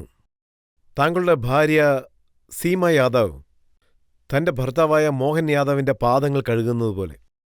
ഇത് നമ്മുടെ സംസ്കാരമാണ്. അതോർത്ത് ഞാൻ അഭിമാനിക്കുന്നു. അമ്മമാരുടെയും സഹോദരിമാരുടെയും ജീവിതം അതിശയകരമാണ്. പ്രത്യേകിച്ച് സഹോദരിമാരുടെ വിവാഹശേഷമുള്ള ജീവിതം. അതായത് വിവാഹത്തിന് മുമ്പ് തന്റെ അമ്മയുടെ വീട്ടിൽ അവൾ ഓമന പുത്രിയായിരിക്കും. ആ കുടുംബത്തിലുള്ള ഓരോരുത്തരോടും ബഹുമാനവും സ്നേഹവും അവൾ കാണിക്കും. അതുപോലെ വിവാഹം കഴിഞ്ഞ് അമ്മായിമ്മയുടെ വീട്ടിലേക്ക് വരുമ്പോൾ അവർക്ക് അതൊരു പുനർജന്മമാണ് അവിടെ സംഭവിക്കുന്നത്. മറ്റൊരു മാതാപിതാക്കളെ കിട്ടുന്നു, ഭർത്താവുണ്ട്. പക്ഷേ അവർ അവരുടെ മുഴുവൻ ജീവിതവും ആ കുടുംബത്തിന് വേണ്ടി ചെലവഴിക്കുന്നു. എല്ലാ വിധത്തിലും ആ സഹോദരിമാരെ ഞാൻ നമിക്കുന്നു, അവരോട് നന്ദി പറയുന്നു. അത് വളരെ അഭിമാനകരമായ കാര്യമാണ്. നമ്മുടെ സംസ്കാരത്തിൽ ഭാര്യ എന്ന ആ ഒരു വികാരം ആ 7 പ്രാവശ്യം ചുറ്റുമ്പോൾ അവരവരുടെ ഭർത്താവിനെ ദൈവത്തിന് തുല്യമായി കരുതും. ഇത് വെറുതെ വാക്കുകളല്ല, നമ്മുടെ സംസ്കാരമാണ്. ഭർത്താവും അതുപോലെ തന്നെ കരുതാറുണ്ടോ? എന്തുകൊണ്ട് വിചാരിക്കില്ല? അതുകൊണ്ടല്ലേ രണ്ടുപേരും ഒന്നിക്കുന്നത്. അതുകൊണ്ട് നമ്മുടെ ജന്മം ഒന്നല്ല, 7 ജന്മങ്ങൾ വരെ സങ്കല്പിക്കപ്പെട്ടിരിക്കുന്നു. 7 ജന്മത്തിലും, ഈ ജന്മത്തിലല്ല, അടുത്ത ജന്മത്തിലല്ല, അടുത്ത ജന്മത്തിലല്ല, എല്ലാ ജന്മത്തിലും ഭർത്താവായി ഇദ്ദേഹം വരണമെന്ന് വിചാരിക്കും. അതുപോലെ ഭാര്യ വന്നു കഴിഞ്ഞാൽ ഇവൾ തന്നെ വരണമെന്ന് ഭർത്താവ് വിചാരിക്കുന്നത്. ചേർന്നിരിക്കും. അതുകൊണ്ടാണ് നമ്മളുടെ ദൈവങ്ങൾ പോലും, നിങ്ങൾ ശ്രീരാമനെ ഓർത്ത് സീതാദേവിയെ ഓർത്തില്ലെങ്കിൽ കഥ പകുതിയിൽ നിൽക്കും. രാധയെ ഓർത്തില്ലെങ്കിൽ കൃഷ്ണന്റെ കഥ പകുതിയിൽ നിൽക്കും. പാർവതി ദേവിയെക്കുറിച്ച് പറഞ്ഞില്ലെങ്കിൽ പാർവതിയുടെ ഭർത്താവ് മഹാദേവന്റെ കഥയും പൂർണ്ണമാകില്ല. നമ്മുടെ ദൈവങ്ങളും ഇത് തന്നെ നമ്മെ പഠിപ്പിച്ചിരിക്കുന്നു. അതാണ് സംസ്കാരം. പക്ഷേ കൃഷ്ണനെ പറ്റിയും താങ്കൾ കുറ്റം ആരോപിക്കുന്നു. അതുപോലെ വെണ്ണ മോഷ്ടാവെന്ന് പറയാൻ പാടില്ലെന്നും പറയുന്നു. അതൊരു സന്ദർഭത്തിൽ ഒരു സമയത്ത് കൃഷ്ണന്റെ ലീലകളെക്കുറിച്ച് ഞാൻ സംസാരിക്കുകയായിരുന്നു. എനിക്ക് ഈ കാര്യത്തിലൊക്കെ ഞാൻ വേദ പണ്ഡിതനൊന്നുമല്ല. ധർമ്മത്തെക്കുറിച്ച് എനിക്കറിയില്ല. ഒരു മുഖ്യമന്ത്രി അങ്ങനെ സംസാരിക്കാൻ പാടില്ല. ഞാൻ എന്തു വിചാരിച്ചു, കംസൻ അങ്ങനെ സംസാരിച്ചിട്ടുണ്ടാവും കൃഷ്ണൻ വെണ്ണ കഴിച്ച് ബലവാനാകുന്നെന്ന്. അതും ഒരു ഭാഗത്ത് ഉണ്ടാകാമെന്ന് ഞാൻ പറഞ്ഞതുപോലെ ആരോ എഴുതിയത് ഞാൻ വായിച്ചു, അല്ലാതെ ഞാൻ സീരിയസ് ആയിട്ടൊന്നും പറഞ്ഞതല്ല. അങ്ങനെയാണെങ്കിൽ മോദി കൃഷ്ണ ഭഗവാന്റെ സുദർശന ചക്രത്തിനെ കുറിച്ച് പറഞ്ഞിരുന്നു. ഇന്ത്യക്ക് ലഭിക്കാൻ പോകുന്ന എയർ ഡിഫൻസ് സിസ്റ്റം സുദർശന ചക്രം പോലെ തന്നെ ഉണ്ടായിരിക്കുമെന്ന്. ആ പറഞ്ഞത് വളരെ ശരിയാണ്. അതായത് നമ്മുടെ കഴിഞ്ഞകാലം നോക്കുകയാണെങ്കിൽ കൃഷ്ണന്റെ ലീലകൾ സംഭവിക്കുന്നുണ്ട്. അതായത് നമ്മുടെ സർക്കാർ തീരുമാനിച്ചു, അതായത് മധുരയാവട്ടെ അല്ലെങ്കിൽ ദ്വാരക ആകട്ടെ, അതായത് സാന്ദീപനി ആശ്രമത്തിലേക്ക് പഠിക്കാൻ വന്നു. അതുപോലെ പരശുരാമൻ ജനിച്ച സ്ഥലമായ ജനപ്പാവിൽ ഭഗവാൻ കൃഷ്ണന് സുദർശന ചക്രം നേരിട്ട് പരശുരാമൻ തന്നെ നൽകി. അതുകൊണ്ട് സുദർശന ചക്രത്തിന്റെ മാഹാത്മ്യം 5 വർഷം മുൻപേ തന്നെ ഈ ലോകം കണ്ടിട്ടുണ്ട്. മോഡിജിയുടെ നേതൃത്വത്തിൽ സുദർശന ചക്രം പോലെ ഇന്ത്യ സുരക്ഷിതമായിരിക്കും. അതൊരു വലിയ ഭാഗ്യമാണ്. അദ്ദേഹം 2 മോഹന്മാരെ കുറിച്ച് പറഞ്ഞിരിക്കുകയാണ്. ഒന്ന് സുദർശന ചക്രം ചുറ്റിയ മോഹൻ, മറ്റൊരു മോഹൻ ചർക്ക ചുറ്റിയ മോഹൻ. അദ്ദേഹം മധ്യപ്രദേശിലെ മോഹനെ മറന്നിരിക്കുകയാണ്. അതായത് മോഡിജി ആരെയും മറക്കില്ല. പക്ഷേ ഒരു കാര്യം സത്യമാണ്, മോഡിജിയാണ് യഥാർത്ഥ മോഹൻ എന്ന് ഞാൻ പറയും. കാരണം മോഹൻ എന്ന് പറയുന്നത് നമ്മൾ വേർപിരിച്ച് നോക്കിയാൽ അതിൻ്റെ അർത്ഥം വരുമെന്ന്. ആരെയാണ് മോഹൻ എന്ന് പറയാ? മൻമോഹൻ സിംഗ്. വേറെ കൂടുതലും സംസാരിക്കുന്നത് മൻമോഹൻ സിംഗിനെ കുറിച്ച്. വേറെ ആർക്കാണോ ആഗ്രഹങ്ങൾ ഇല്ലാതിരിക്കുന്നത് ആ വ്യക്തിയാണ് മോഹൻ. മോഡിജി അങ്ങനെയാണ്. ജനസേവയാണ് അദ്ദേഹത്തിനല്ല. എപ്പോഴും ജനങ്ങളെ നയിച്ചുകൊണ്ടിരിക്കും. അദ്ദേഹത്തിന് വ്യക്തിപരമായ ആഗ്രഹങ്ങളൊന്നുമില്ല. അതാണ് അദ്ദേഹത്തിന്റെ പ്രത്യേകത. പബ്ലിക്കിൽ ആർക്കെല്ലാം എന്തെങ്കിലും ചോദിക്കാനുണ്ടോ? നിങ്ങളുടെ മിക്കവാറും റീൽസും സോഷ്യൽ മീഡിയയിൽ വൈറലാകാറുണ്ട്. നിങ്ങൾ എപ്പോഴും ട്രെൻഡിങ്ങിലുമാണ്. ഇതിനെക്കുറിച്ച് നിങ്ങൾ എന്താണ് പറയാൻ ഉദ്ദേശിക്കുന്നത് സർ? അതായത് ഞാൻ അങ്ങനെയൊന്നും ചിന്തിച്ചിട്ടില്ല. എനിക്ക് കച്ചോരി കഴിക്കണമെന്ന് തോന്നിയാൽ ഞാൻ റോട്ടിലിറങ്ങി കഴിക്കും. മുഖ്യമന്ത്രി ആണെങ്കിൽ എന്താ, അതാരെങ്കിലും ഷൂട്ട് ചെയ്ത് ഇട്ട് കഴിഞ്ഞാൽ എനിക്കൊന്നുമില്ല. അതായത് എന്റെ ജീവിതത്തിൽ മുഖ്യമന്ത്രിയാണെങ്കിലും മന്ത്രിയാണെങ്കിലും ഞാൻ എന്ത് ജോലി ചെയ്താലും എപ്പോഴും എന്റെ ജീവിതത്തിൽ ഞാനൊരു സാധാരണക്കാരനായിരിക്കും. അതുകൊണ്ടാണ് ഞാൻ ചെയ്യുന്ന കാര്യങ്ങൾ വ്യത്യസ്തമാണെന്ന് ഇവർ പ്രചരിപ്പിക്കുന്നത്, അല്ലാതെ മറ്റൊന്നുമല്ല. എനിക്ക് അങ്ങനെയുള്ള യാതൊരു മോഹങ്ങളുമില്ല.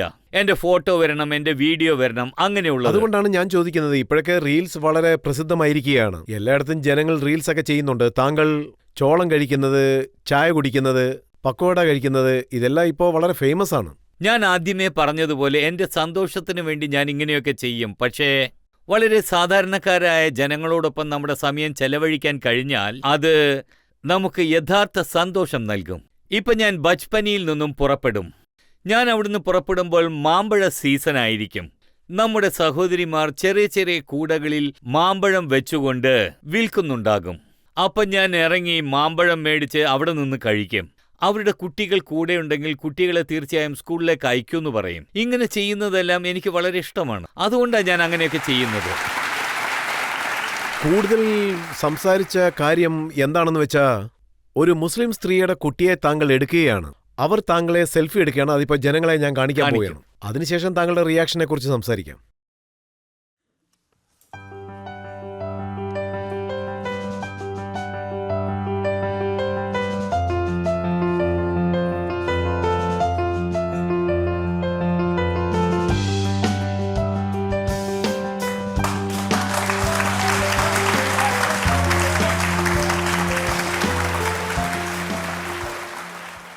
ഈ ഒരു വീഡിയോ ജനങ്ങളെല്ലാവരും വളരെയധികം ഇഷ്ടപ്പെട്ടു.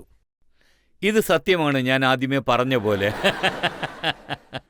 അതായത് ഞങ്ങളുടെ കുടുംബത്തിലും ഇങ്ങനെയുള്ളൊരു സംസ്കാരമുണ്ട്. ഞങ്ങളോടൊപ്പം എല്ലാ സഹോദരിമാരുമുണ്ട്. ഹിന്ദു ആകട്ടെ മുസ്ലിം ആകട്ടെ ആയിരക്കണക്കിന് സഹോദരിമാരെ എനിക്ക് രാഖി കെട്ടും. അതോടനുബന്ധിച്ച ഒരു സംഗതിയാണ് ഇപ്പോൾ കാണുന്നത്. ഒരു ജ്യേഷ്ഠൻ തന്റെ സഹോദരിയുടെ കുഞ്ഞിനെ എടുക്കുന്നത് കൊണ്ട് സഹോദരിക്ക് ഒരു പ്രശ്നവുമില്ല. അവർ ശാന്തമായി സന്തോഷത്തോടെ കുഞ്ഞിനെ നൽകുന്നു. എല്ലാവരും എനിക്ക് സഹോദരികളെ പോലെയാണ്.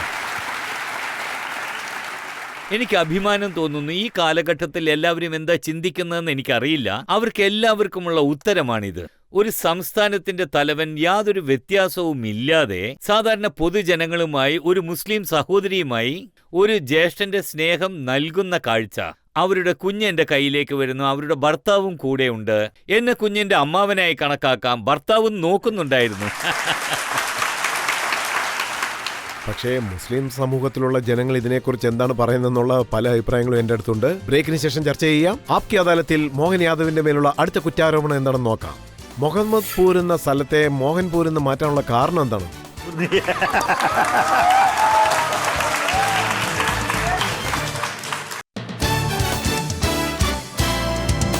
Welcome back. ആപ്കി അദാലത്തിൽ ഇന്നത്തെ നമ്മുടെ അതിഥി മധ്യപ്രദേശ് മുഖ്യമന്ത്രിയായ മോഹൻ യാദവാണ്. ആപ്കി അദാലത്തിലെ അടുത്ത കുറ്റാരോപണം. ആപ്കി അദാലത്തിൽ മധ്യപ്രദേശ് മുഖ്യമന്ത്രിയായ മോഹൻ യാദവിന്റെ മേലുള്ള കുറ്റാരോപണം. ഇദ്ദേഹം ഡിവൈസീവ് പൊളിറ്റിക്സ് നടത്തുന്നു എന്നുള്ളതാണ്.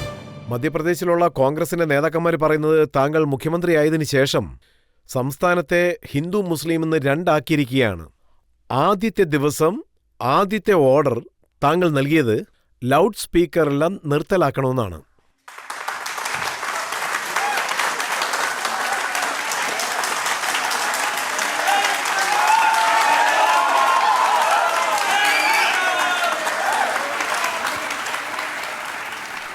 അതായത് ഞാൻ സംസ്ഥാനത്തിന്റെ മുഖ്യമന്ത്രി ആണെങ്കിലും സുപ്രീം കോർട്ട് പറഞ്ഞത് എന്താണെന്ന് വെച്ചാൽ, അതായത് ഈ ശബ്ദത്തിന്റെ ഡെസിബൽ എന്താണെന്ന് വെച്ചാൽ ഈ അളവിൽ ഉണ്ടാകണമെന്ന് പറഞ്ഞു.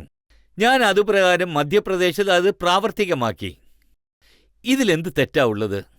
ഈ നിയമം ഞാനല്ല ഉണ്ടാക്കിയത്. നിയമം ആദ്യമേ ഉണ്ട്. സുപ്രീം കോർട്ട് അതിനെ ശരിവെച്ചു.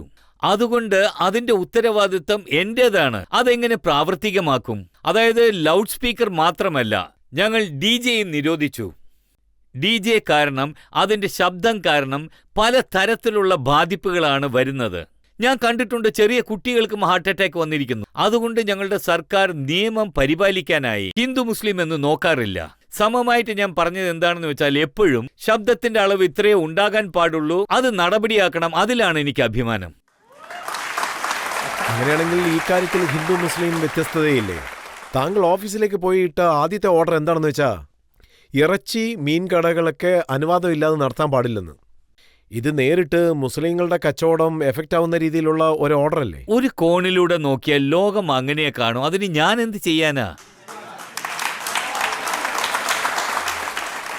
ഞാൻ വിചാരിച്ചത് എന്താണെന്ന് വെച്ചാൽ, അതായത് ഫുഡ് സേഫ്റ്റി നിയമം പറയുന്നു ആഹാരം തുറന്നു വെച്ചാൽ അത് ജീവന് ഹാനികരമാണ്. അതുകൊണ്ട് ഞാൻ പറഞ്ഞു നമ്മുടെ നിയമം എന്തുണ്ടോ, ഞാൻ കഴിക്കണ്ടെന്നൊന്നും പറഞ്ഞിട്ടില്ല. അതായത് ഭക്ഷിക്കുന്ന കാര്യം നിങ്ങൾ അകത്തെടുത്ത് വെക്കണം, അത് സുരക്ഷിതമായ നിലയിൽ സൂക്ഷിക്കണം, പിന്നെ വരുന്നവർ വാങ്ങിച്ചുകൊണ്ട് പോട്ടെ. അതെന്തിനാ ഇങ്ങനെ ഓപ്പണായി വെക്കുന്നത് എന്നാ ചോദിച്ചത്. ഇപ്പോൾ പലരും ശ്രാവണ മാസത്തിൽ അത് കാണാൻ തന്നെ ഇഷ്ടപ്പെടില്ല. കോടതി വിധി അനുസരിക്കേണ്ടത് എന്റെ ജോലിയാണ്. ആ കാര്യമാണ് ഞാൻ സ്ട്രിക്റ്റ് ആയിട്ട് ഫോളോ ചെയ്തത്. ഇതിൽ എനിക്ക് വേറെ താല്പര്യമൊന്നുമില്ല. അപ്പോൾ മുഹമ്മദ്പൂരിനെ മോഹൻപൂർ ആക്കിയതിന്റെ പിന്നിലുള്ള ഉദ്ദേശം എന്തായിരുന്നു?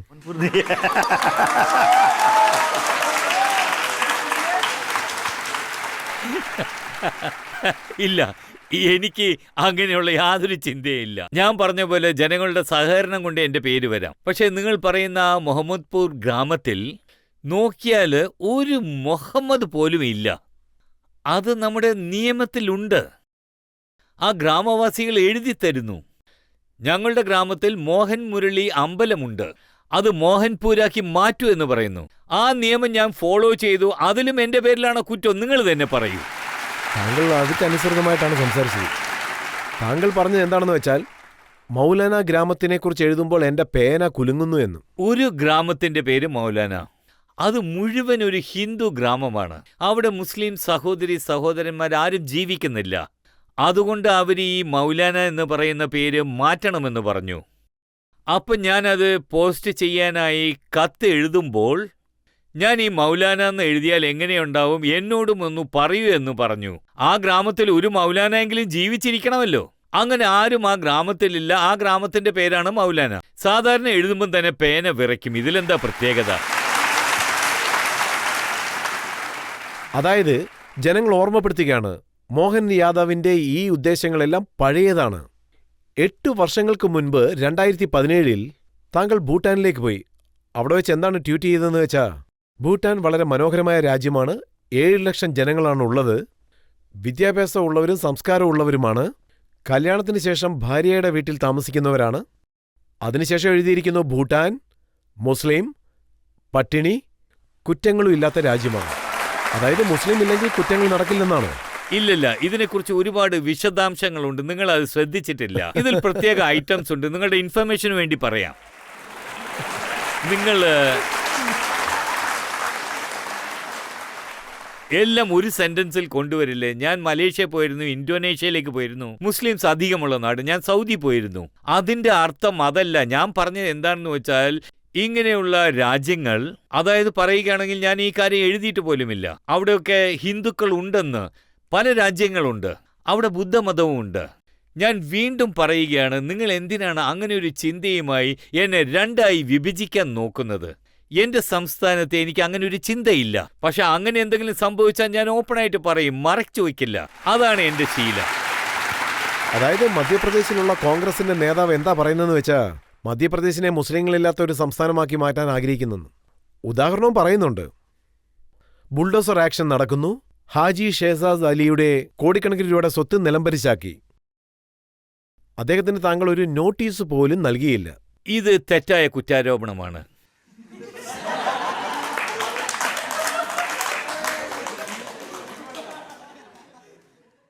ആരെങ്കിലും ഒരാൾ തെറ്റ് ചെയ്യുന്നുണ്ടെങ്കിൽ, തെറ്റിനോടൊപ്പം ഒരു സാമ്രാജ്യം തന്നെ നിർമ്മിക്കുന്നുണ്ടെങ്കിൽ, അതും സർക്കാർ ഭൂമിയിലാണ് എന്നുണ്ടെങ്കിൽ, സംസ്ഥാനത്തിന്റെ മുഖ്യമന്ത്രി എന്ത് ചെയ്യും? അതായത് നിങ്ങളുടെ സ്വത്ത് എന്ന് പറയുന്നത് നിങ്ങളുടെ സ്ഥലത്തല്ലേ ഉണ്ടാവേണ്ടത്. ഞങ്ങൾ അതിനുവേണ്ടി കോടതിയെ സമീപിച്ചു. കോടതി പറഞ്ഞു അത് നിയമവിരുദ്ധമാണ്, ഇടിച്ചേക്കുന്ന്. അങ്ങനെയുള്ളപ്പോൾ അതിനെ എങ്ങനെ സംരക്ഷിക്കും? അത് ഇടിക്കണം. അതുകൊണ്ടാണ് ഇടിച്ചത്. അതായത് ആക്ഷൻ നടന്ന സമയത്ത് പ്രിയങ്ക ഗാന്ധി അതുപോലെ കോൺഗ്രസിലെ നേതാക്കന്മാരെല്ലാവരും പറഞ്ഞു ബുൾഡോസർ നീതി നടക്കില്ലെന്ന്. അത് ഞാനും സമ്മതിക്കുന്നു. ബുൾഡോസർ നീതി എന്ന് പറയുന്ന ഒന്നില്ല. പക്ഷെ ഒരു കാര്യം സത്യമാണ്, ബുൾഡോസർ ഉപയോഗിച്ച് നമ്മൾ മുഖാന്തരം ആർക്കും പ്രശ്നം ഉണ്ടാക്കുന്ന കാര്യങ്ങൾ സംഭവിക്കരുത്. അത് തെറ്റായ കാര്യമാണ്. പക്ഷേ ഇത് കോടതിയുടെ അനുവാദത്തോടു കൂടി നിയമവിരുദ്ധമായ കെട്ടിടമാണെന്ന് തെളിഞ്ഞു കഴിഞ്ഞാൽ പിന്നെ ലോകത്തിലുള്ള ഒരു ശക്തിക്കും ആ ബുൾഡോസറിനെ തടയാൻ പറ്റില്ല. ഒരു സൈഡിൽ ബുൾഡോസർ നീതി ഇല്ലെന്ന് പറയുന്നു, പക്ഷേ ഇടയ്ക്കിടയ്ക്ക് ഇതുപോലുള്ള എക്സാമ്പിൾസും വരുന്നു. അതായത് മുക്കുവർ താമസിച്ചിരുന്ന ഒരു 3 നില കെട്ടിടത്തെ താങ്കളുടെ ബുൾഡോസറാണ് ഇടിച്ച് നിരപ്പാക്കിയത്. ഞങ്ങൾ പ്രോപ്പറായിട്ടുള്ള നോട്ടീസ് നൽകി. അവർ സുപ്രീം കോടതി വരെ പോയി. സുപ്രീം കോടതിയിൽ നിയമവിരുദ്ധമെന്ന് പറഞ്ഞു. അപ്പൊ ഇടിച്ചല്ലേ പറ്റൂ. അവർ മുക്കുവന്മാരാണെങ്കിലും ആരാണെങ്കിലും നിയമം ഒന്നാണ്. താങ്കൾ മധ്യപ്രദേശിൽ നിന്നും ലവ് ജിഹാദ് ഇല്ലാതാക്കുമെന്നല്ലേ പറഞ്ഞിരിക്കുന്നത്? അതായത് എന്ത് ജിഹാദാണെങ്കിലും അത് എപ്പോഴും തെറ്റാണ്. ജിഹാദ് എന്ന് പറയുന്ന വാക്ക് തന്നെ തെറ്റാ.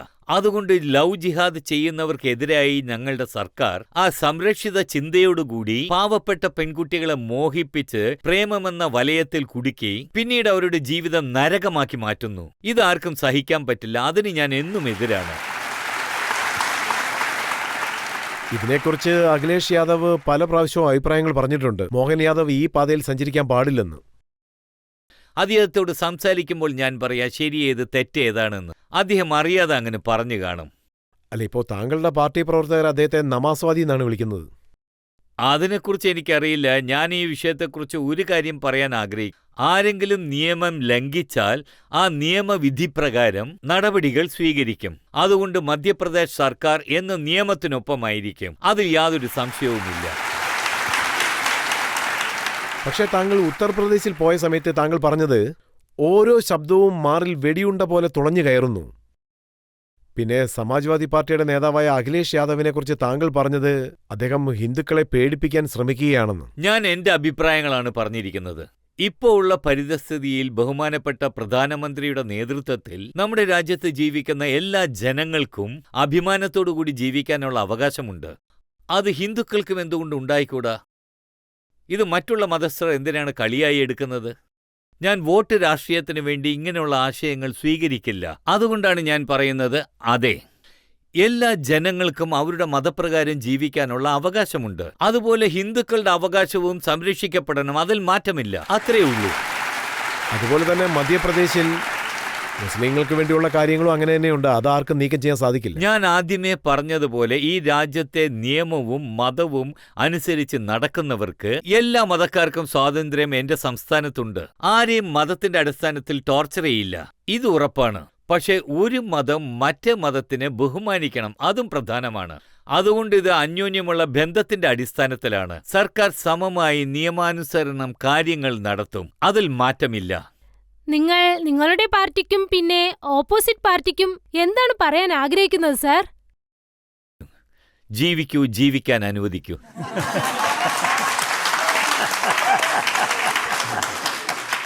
ചോദിക്കൂ. നിങ്ങൾ ശബ്ദം വരാതിരിക്കാൻ വേണ്ടി ഡിസിബിളിനെ കുറിച്ചൊക്കെ സംസാരിച്ചു. പക്ഷേ കാവടി യാത്രയിൽ ഒരുപാട് ശബ്ദം വരുന്നുണ്ട്. അതിനെക്കുറിച്ച് നിങ്ങൾക്ക് എന്താണ് പറയാനുള്ളത്? എനിക്ക് ഈ ശബ്ദമെല്ലാം ശല്യമാണെന്ന് ഞാൻ ഒരിക്കലും പറഞ്ഞിട്ടില്ല. ഞാൻ ഇതൊന്നും ഒരിക്കലും ചെയ്യാറില്ല. ലൗഡ് സ്പീക്കറിനെ കുറിച്ച് ലൗഡ് പറഞ്ഞല്ലോ. സ്പീക്കറും ഡിജെയും എല്ലാം ഒരേ അളവിൽ, ഒരേ ഡെസിബിൾ അളവിൽ ഉണ്ടാവണമെന്ന് സുപ്രീം കോടതി പറഞ്ഞു. ഞാനത് മതവുമായി ബന്ധിച്ചിട്ടില്ല. അതായത് ഒരാളുടെ ചിന്ത എങ്ങനെയുണ്ടോ, കോൺഗ്രസ്സുകാരെ പോലെ അവരങ്ങനെ വിചാരിക്കുന്നു. എനിക്കെന്ത് ചെയ്യാൻ പറ്റും? ഞാൻ സമമായിട്ടാണ് നോക്കിയത്. എല്ലാ മതത്തിലുള്ളവർക്കും എല്ലാ നിയമങ്ങളും സമമായി പാലിക്കപ്പെടണം. അത് ഞാൻ വ്യത്യസ്തമായി നോക്കിയിട്ടില്ല, അങ്ങനെ ചെയ്യുകയുമില്ല. BJPയുടെ രാഷ്ട്രീയ പ്രവർത്തനം പല കാര്യങ്ങളിലും മതത്തെ കൂട്ടിക്കലർത്തുന്നു. ശരിക്കും അങ്ങനെ നടക്കാൻ പാടില്ല. രാഷ്ട്രീയം സമൂഹത്തിന് ഗുണകരമായിരിക്കണം. എല്ലാ വിഭാഗങ്ങൾക്കും ഒരുപോലെ ആയിരിക്കണം. അതായത് ഒരു യാദവ് എന്ന നിലയിൽ താങ്കൾ ഇതിനെ എങ്ങനെ കാണുന്നു? നിങ്ങൾ തന്നെ പറയൂ. അതായത് ശ്രീരാമന്റെ അമ്പലത്തിന്റെ പ്രശ്നത്തിൽ അപ്പോഴുണ്ടായിരുന്ന കോൺഗ്രസ് മധ്യ സർക്കാർ തെരഞ്ഞെടുക്കപ്പെട്ട സംസ്ഥാന സർക്കാരുകളെ ഡിസ്മിസ് ചെയ്തു. അതുപോലെ തന്നെ എത്ര പ്രാവശ്യം ശ്രീരാമന്റെ കാര്യങ്ങൾക്ക് വേണ്ടി രാജ്യം മുഴുവൻ കലാപമുണ്ടായി. അപ്പോൾ ഭരണത്തിലുണ്ടായിരുന്നത് കോൺഗ്രസ് അല്ലേ? പിന്നെ മോഡിജിയുടെ സർക്കാർ വന്നു. മോഡിജി ആ സുപ്രീം കോടതിയുടെ വിധി നാട് മുഴുവൻ നടപ്പിലാക്കി. പിന്നെ ഇവിടെ എവിടെയാണ് കലാപമുണ്ടായതെന്ന് പറയൂ? ആ രാജ്യം തന്നെയല്ലേ? നമ്മുടെ സർക്കാർ ഇങ്ങനെ വേണം ഭരിക്കാൻ എന്നാ പറയുന്നത്. ഹിന്ദുക്കൾ വേറെ മുസ്ലിംസ് വേറെ എന്ന് ഞങ്ങൾ നോക്കാറില്ല. ഞങ്ങൾ അങ്ങനെ വേർപ്പെടുത്തി നോക്കാറില്ല. നിങ്ങൾ ഇനിയും പറയൂ, എനിക്കറിയാം. അതായത് ഇറാൻ, ഇറാഖ്, സൗദി അറേബ്യ, ഒട്ടുമിക്ക മുസ്ലിം രാജ്യങ്ങളിലും 3 തലാഖ് രീതി, സ്ത്രീകളോട് ഇങ്ങനെ ഒരു ക്രൂരത എവിടെയും കാണിച്ചിട്ടില്ല. പക്ഷേ കോൺഗ്രസ് സുപ്രീം കോടതി വിധി തന്നെ മാറ്റിക്കളഞ്ഞു. അത് കോൺഗ്രസിന്റെ മനോഭാവമാണ്, വോട്ട് രാഷ്ട്രീയത്തിന് വേണ്ടി. സഹോദരികൾ, നിങ്ങൾ തന്നെ പറയൂ, വിവാഹം കഴിഞ്ഞ് മറ്റൊരു വീട്ടിലേക്ക് പോയാൽ 1 വർഷത്തിൽ അവർക്ക് 1 കുട്ടിയോ 2 കുട്ടിയോ ഉണ്ടാകും. അപ്പോഴവർ തലാഖ് തലാഖ് തലാഖ് എന്ന് പറഞ്ഞാൽ ആ സഹോദരിയുടെ അവസ്ഥ എന്താകും? നിങ്ങളൊന്ന് പറയൂ. അവരുടെ ജീവിതം നരകമാകില്ലേ? എനിക്കിതിൽ അഭിമാനമുണ്ട്. 40 വർഷം പഴക്കമുള്ള സുപ്രീം കോടതി വിധി മോഡിജി നടപ്പിലാക്കി. എന്റെ മുത്തശ്ശിയുടെ വീട് റിവായിലാണ്, താങ്കളുടെ ഭാര്യ വീടും റിവായിലാണ്. അതായത് മധ്യപ്രദേശിലുള്ള റിവായിൽ നോക്കുകയാണെങ്കിൽ ഒരുപാട് ഡെവലപ്മെന്റ്സ് കാണാൻ കഴിയുന്നുണ്ട് സർ. ഉജ്ജയിനിൽ താങ്കൾ MLA ആയിരുന്നതുകൊണ്ട് അവിടെയും നല്ല ഡെവലപ്മെന്റ്സ് കാണാം. ഇതുപോലെയുള്ള ഡെവലപ്മെന്റിന്റെ കാര്യം ബാക്കിയുള്ള ജില്ലകളും നോക്കുകയാണെങ്കിൽ അത് ശരിക്കും നടക്കുന്നുണ്ടോ അല്ല വെറും താങ്കൾ പോകുന്ന സ്ഥലങ്ങളിൽ മാത്രം. നിങ്ങളുടെ സ്ഥലത്ത് അമ്മായിയമ്മയുടെ വീട്ടിൽ മാത്രമേ അങ്ങനെ സംഭവിക്കുള്ളൂ.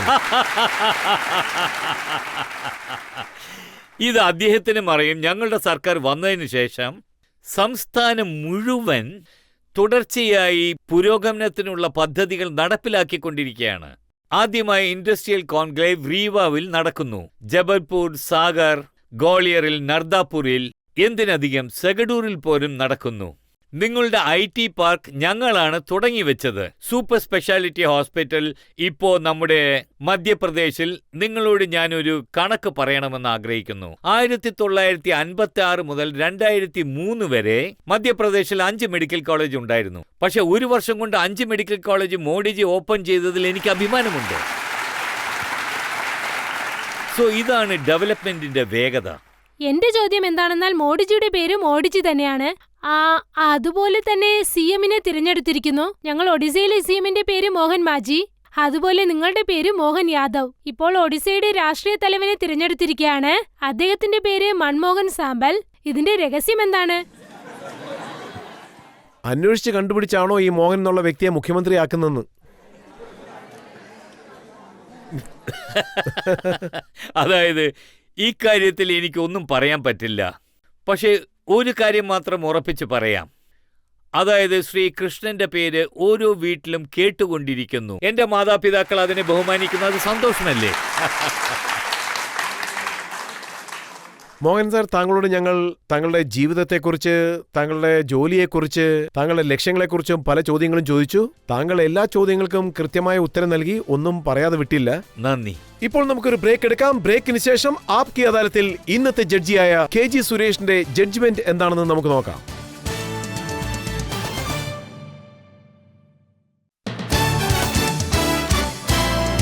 Welcome back. ഇന്ന് നമ്മൾ ആപ്കി അദാലത്തിൽ വിചാരണ നടത്തിക്കൊണ്ടിരിക്കുന്നത് മധ്യപ്രദേശ് മുഖ്യമന്ത്രിയായ മോഹൻ യാദവിനോടാണ്. ആപ്കി അദാലത്തിൽ ഇന്നത്തെ ജഡ്ജിയായ KG സുരേഷിന്റെ ജഡ്ജ്മെന്റ് നോക്കാം. മോഹൻ സർ, താങ്കൾ താങ്കളുടെ പിതാവിന്റെ ആഗ്രഹപ്രകാരം മല്ലയുദ്ധവീരനായില്ല. പക്ഷേ നോക്കുകയാണെങ്കിൽ രാഷ്ട്രീയ കളത്തിൽ താങ്കൾ പല ശക്തരെയും തോൽപ്പിച്ചിട്ടുണ്ട്. താങ്കൾ രജത് സാർ ചോദിച്ച ചോദ്യങ്ങൾക്കെല്ലാം തൃപ്തികരമായ ഉത്തരങ്ങൾ തന്നെ നൽകി. താങ്കൾ നമ്മുടെ രാജ്യത്ത് നല്ല വിദ്യാഭ്യാസമുള്ള ഒരു രാഷ്ട്രീയ നേതാവാണ്. താങ്കൾ ചെറുപ്പവുമാണ്. താങ്കളുടെ ഈ പുഞ്ചിരി നിറഞ്ഞ മുഖം രാജ്യത്തെല്ലാവർക്കും പരിചിതമാണ്. താങ്കൾ വിദ്യാഭ്യാസ മന്ത്രിയായിരുന്നപ്പോൾ പല പുതിയ പദ്ധതികൾ കൊണ്ടുവന്നു. കുൽപതിയെ കുൽഗുരുവാക്കി മാറ്റി. മാത്രമല്ല, മെഡിക്കൽ ഉൾപ്പെടെ പല സാങ്കേതിക വിഷയങ്ങളിലും ഒരുപാട് പാഠപുസ്തകങ്ങൾ ഹിന്ദിയിലേക്ക് താങ്കൾ ട്രാൻസ്ലേറ്റ് ചെയ്തിരുന്നു. എന്നാൽ താങ്കളുടെ നേട്ടങ്ങളുമായി കമ്പയർ ചെയ്യുമ്പോൾ താങ്കൾ നൽകുന്ന വ്യാഖ്യാനങ്ങളാണ് മനസ്സിൽ വരുന്നത്. അവയ്ക്ക് പ്രത്യേക ശ്രദ്ധ ചെലുത്തേണ്ടത് ആവശ്യമാണ്. താങ്കളുടെ പുഞ്ചിരി എന്നും ഉണ്ടാവണം. അതുപോലെ മറ്റുള്ളവരിലും അതുണ്ടാക്കണം. എല്ലാവർക്കും ജീവിക്കാൻ വഴിയുണ്ടാക്കുക. താങ്കളെ ഈ നീതിപീഠം അഭിമാനപൂർവ്വം വിട്ടയക്കുന്നു. വളരെ വളരെ നന്ദി. നന്ദി നന്ദി. എല്ലാവർക്കും നന്ദി. ഈ വിശ്വാസത്തോടുകൂടി ശ്രീ മോഹൻ യാദവ് ഇങ്ങനെ തന്നെ മധ്യപ്രദേശിലെ ജനങ്ങൾക്ക് സേവനം ചെയ്യും. ഇന്നത്തെ വിചാരണ ഇതോടെ അവസാനിക്കുകയാണ്. അടുത്ത ആപ്കി അദാലത്തിൽ വീണ്ടും വന്ന് നിങ്ങളെ കാണുന്നതായിരിക്കും പുതിയൊരു അതിഥിയോടൊപ്പം. അതുവരെ നന്ദി, നമസ്കാരം.